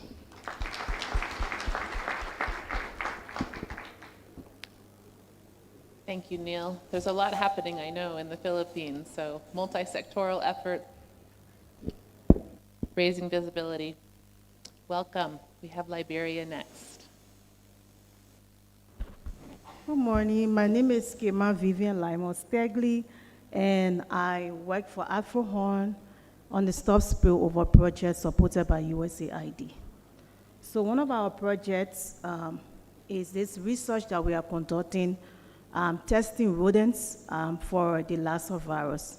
So in Liberia, we have a region that has been considered the Lassa belt, and over the years, it has reported over and over. But we have predictions that have been made that the Lassa virus can be found outside of the Lassa belt. So we hypothesize that Lassa virus can extend beyond the Lassa belt counties, quote-unquote Lassa belt counties. So we are working in 8 communities across 3 counties. We are setting traps. We are using the Sherman traps to set, and we are collecting rodents. We collect specimens like the whole blood, the urine. We collect swabs like the oral swab. We also collect rectal swab, and they are taken to the National Reference Lab for testing. So far, our hypotheses have been proven right, that you can find Lassa out of the Lassa belt counties. We've been able to identify 8 specimens positive, and 7 of them are from communities that have never reported Lassa virus before. And those communities are outside of the Lassa belt. And then we have one of our communities that have reported, over the past 5 years. They've also been able to report Lassa virus in that community. So we are working with the University of Liberia, along with the DEAM, the College of Health Sciences, closely. Sorry. So I want to stop here. I want to say thank you for listening to me. Thank you so much.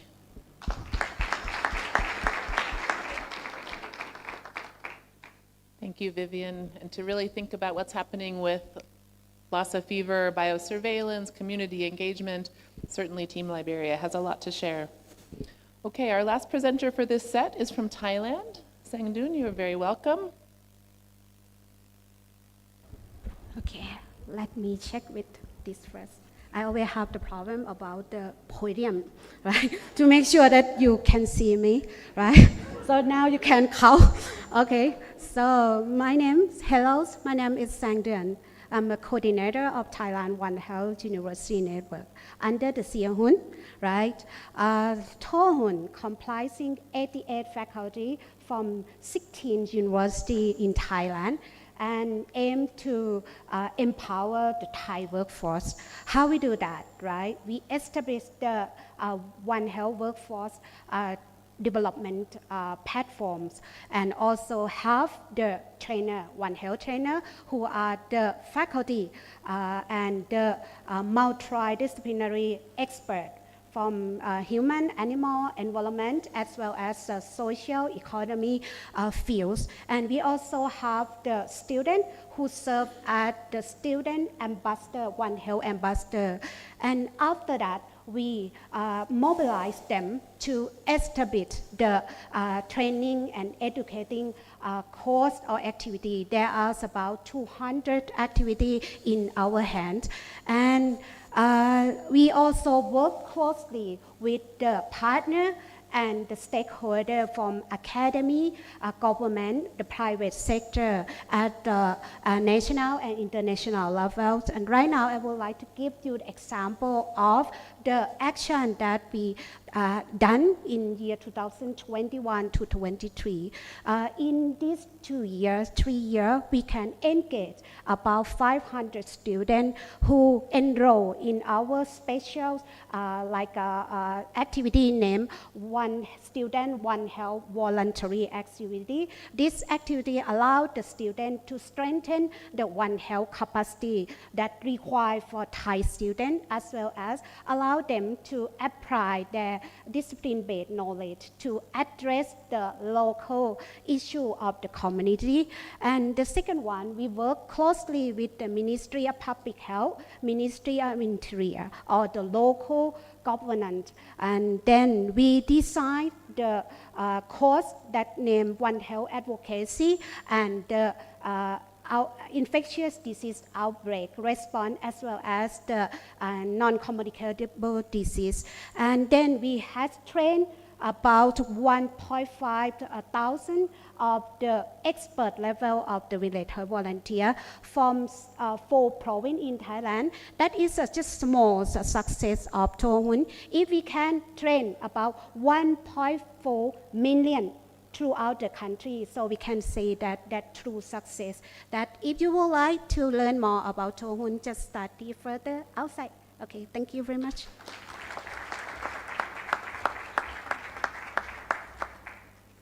Okay, so let me say thank you to all of our presenters. Excellent job. Thank you for staying on time. Thank you for sharing your messages.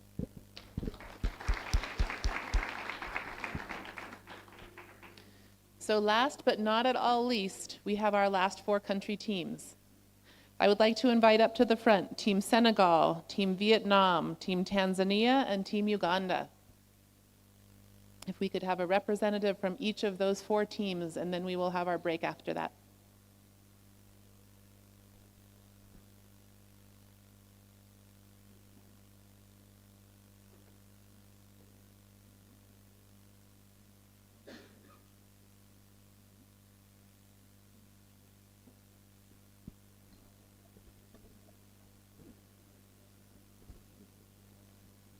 Shikamo, Professor. Karibu. Okay, so for our last set of presenters, we're going to start with Team Senegal. We'll see if we can get our slides to project for Team Senegal, and then we will start. We seem to have a blank, so we're resetting. While we're waiting for the slide to come up, if you think about the communication style that you've seen so far, you heard someone tell you a story, that stuck with me, right? You heard someone tell you what they're not going to tell you, that stuck with me. And you heard lots of wonderful data that can inform and show evidence for decision making. So I think there are some really interesting styles of communication that we can think about what's effective, as well as really sorting out what are the highlights and successes you might want to learn more about. How are we doing on our slides or our projections? Senegal. I see it on the side. Oh, Thailand. So let's go forward one slide, if we're able to project on the two side screens at least.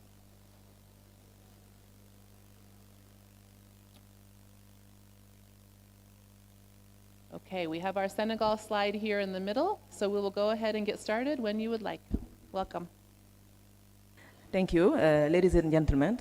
It's an honor for me to share with you what AFROHUN Senegal is doing in strengthening the capacities of students. COVID-19 shows us the impact, the potential of emerging disease to have globally economic but also health impact in our life. To tackle this problem, it is important to have well-trained human resource. And this challenge has been highlighted in strategic documents like the Joint External Evaluation in Senegal. In response to this need, AFROHUN Senegal, the founding of USAID, and in collaboration with local partners, set up 7 Students One Health Innovations Club in public universities. In addition, we train since 2020 more than 500 students in One Health competencies such as leadership, gender, or risk communication and community engagement. Being involved in SOHIC activities impacted many students so that many of them decided to orient their studies in One Health domain. This is the case of Rokina, a medical health student who decided to orient her medical thesis in the One Health approach instead of staying in the world of the medicine. We invite you to visit our stand to learn more about what AFROHUN Senegal is doing with the SOHICs, but also in integrating One Health into curriculum. Thank you.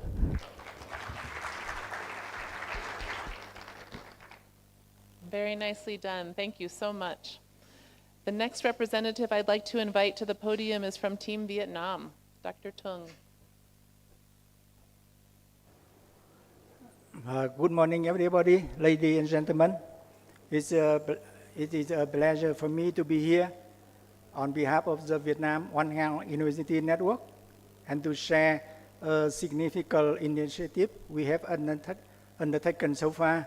That's One Health Science, established One Health Science, which serves as a natural laboratory for our students.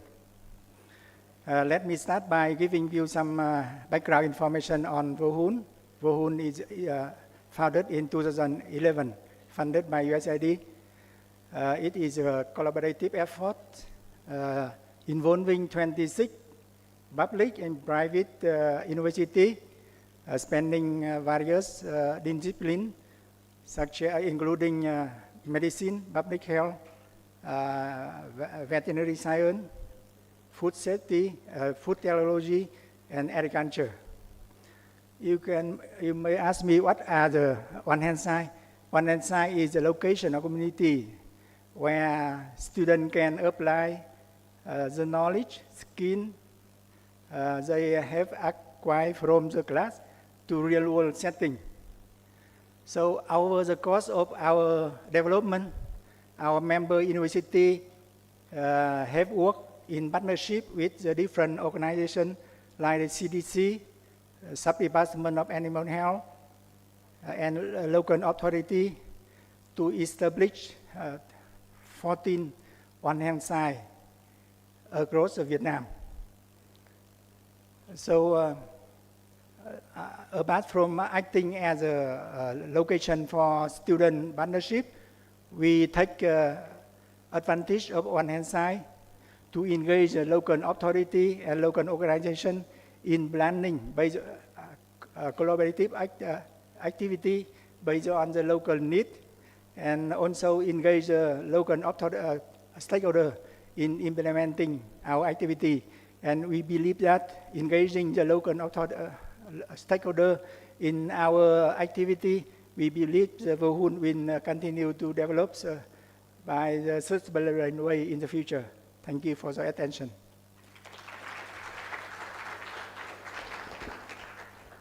Okay, we have several members of Team Vietnam who are here with us at the conference, so do feel free to find them during the tea break if you'd like to learn more about the sites where the students are doing activities, etc. So I would like to invite up Prof. Kileo from Team Tanzania as our next speaker.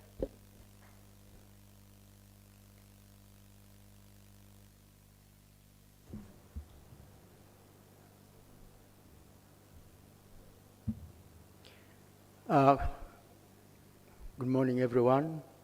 My name is Jafet Kileo, Country Manager AFROHUN Tanzania.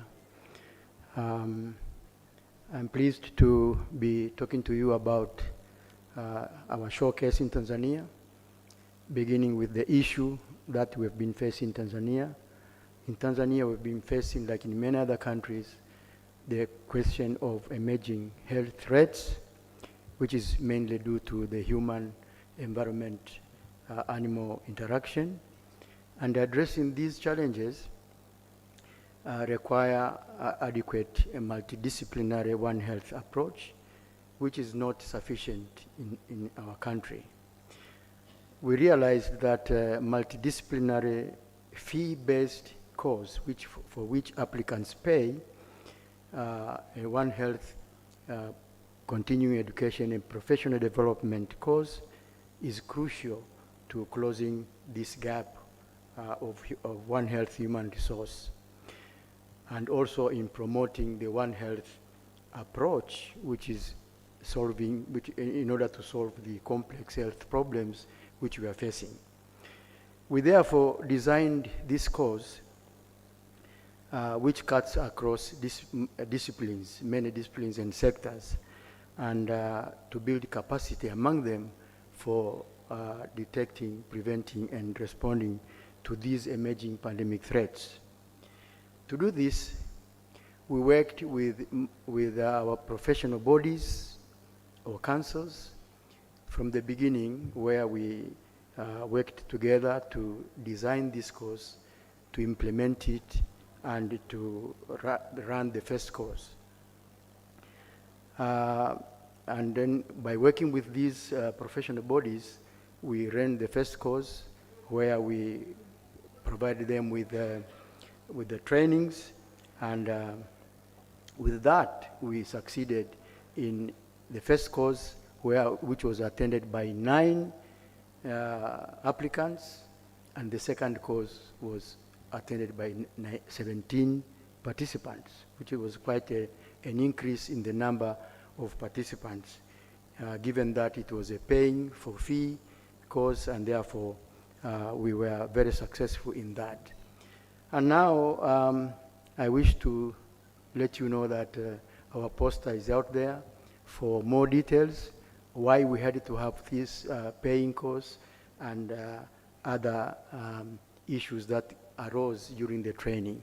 So you're welcome to watch our poster out there during the break time. Thank you so much.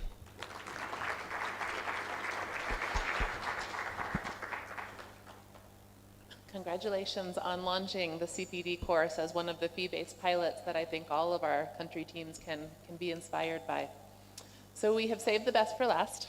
I would like to invite Angela up from Team Uganda.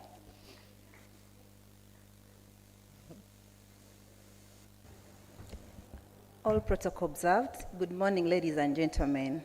It's a pleasure to share with you my story on behalf of AFROHUN Uganda.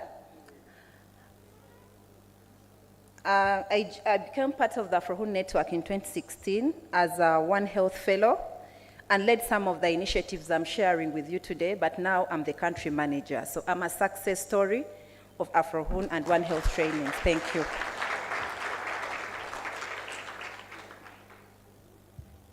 Yes, Uganda lies in a fragile region due to its close location to the Congo Basin, and it's really prone to zoonotic disease outbreaks. AFROHUN Uganda, through the well-established Student One Health clubs, one in Makerere University and the other from Bara University of Science and Technology, greatly contributed to global health security through response and investigation of 30 key zoonotic disease outbreaks, and these included rabies, anthrax, yellow fever, Rift Valley fever, the Crimean Congo viral hemorrhagic fever, HPI.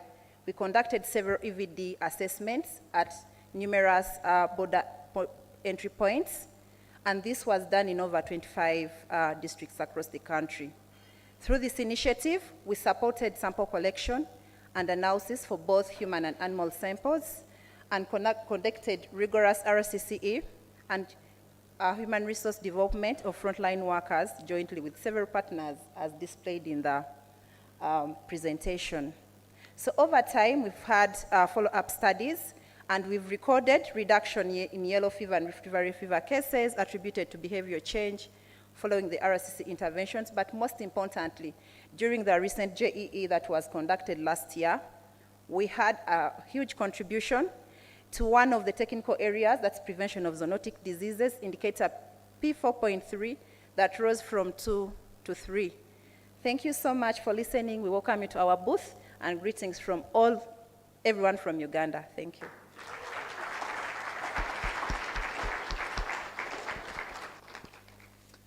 Thank you, Angela. And you did that while your slides were coming and going without even missing a beat. So that will also be a good example for all of us.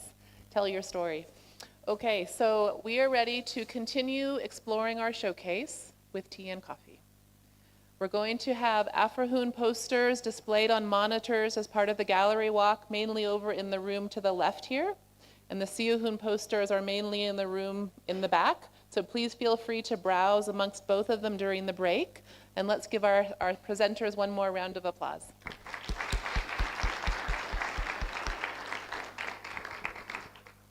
Okay, Sam, Irene, are we set to take our break? Any last announcement? 20 minutes, 30 minutes, what are we doing here?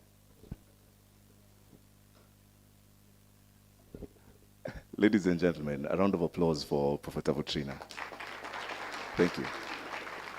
Before we walk out for our tea for the next 20 minutes, allow me to just invite us to acknowledge Professor Jenga Munene.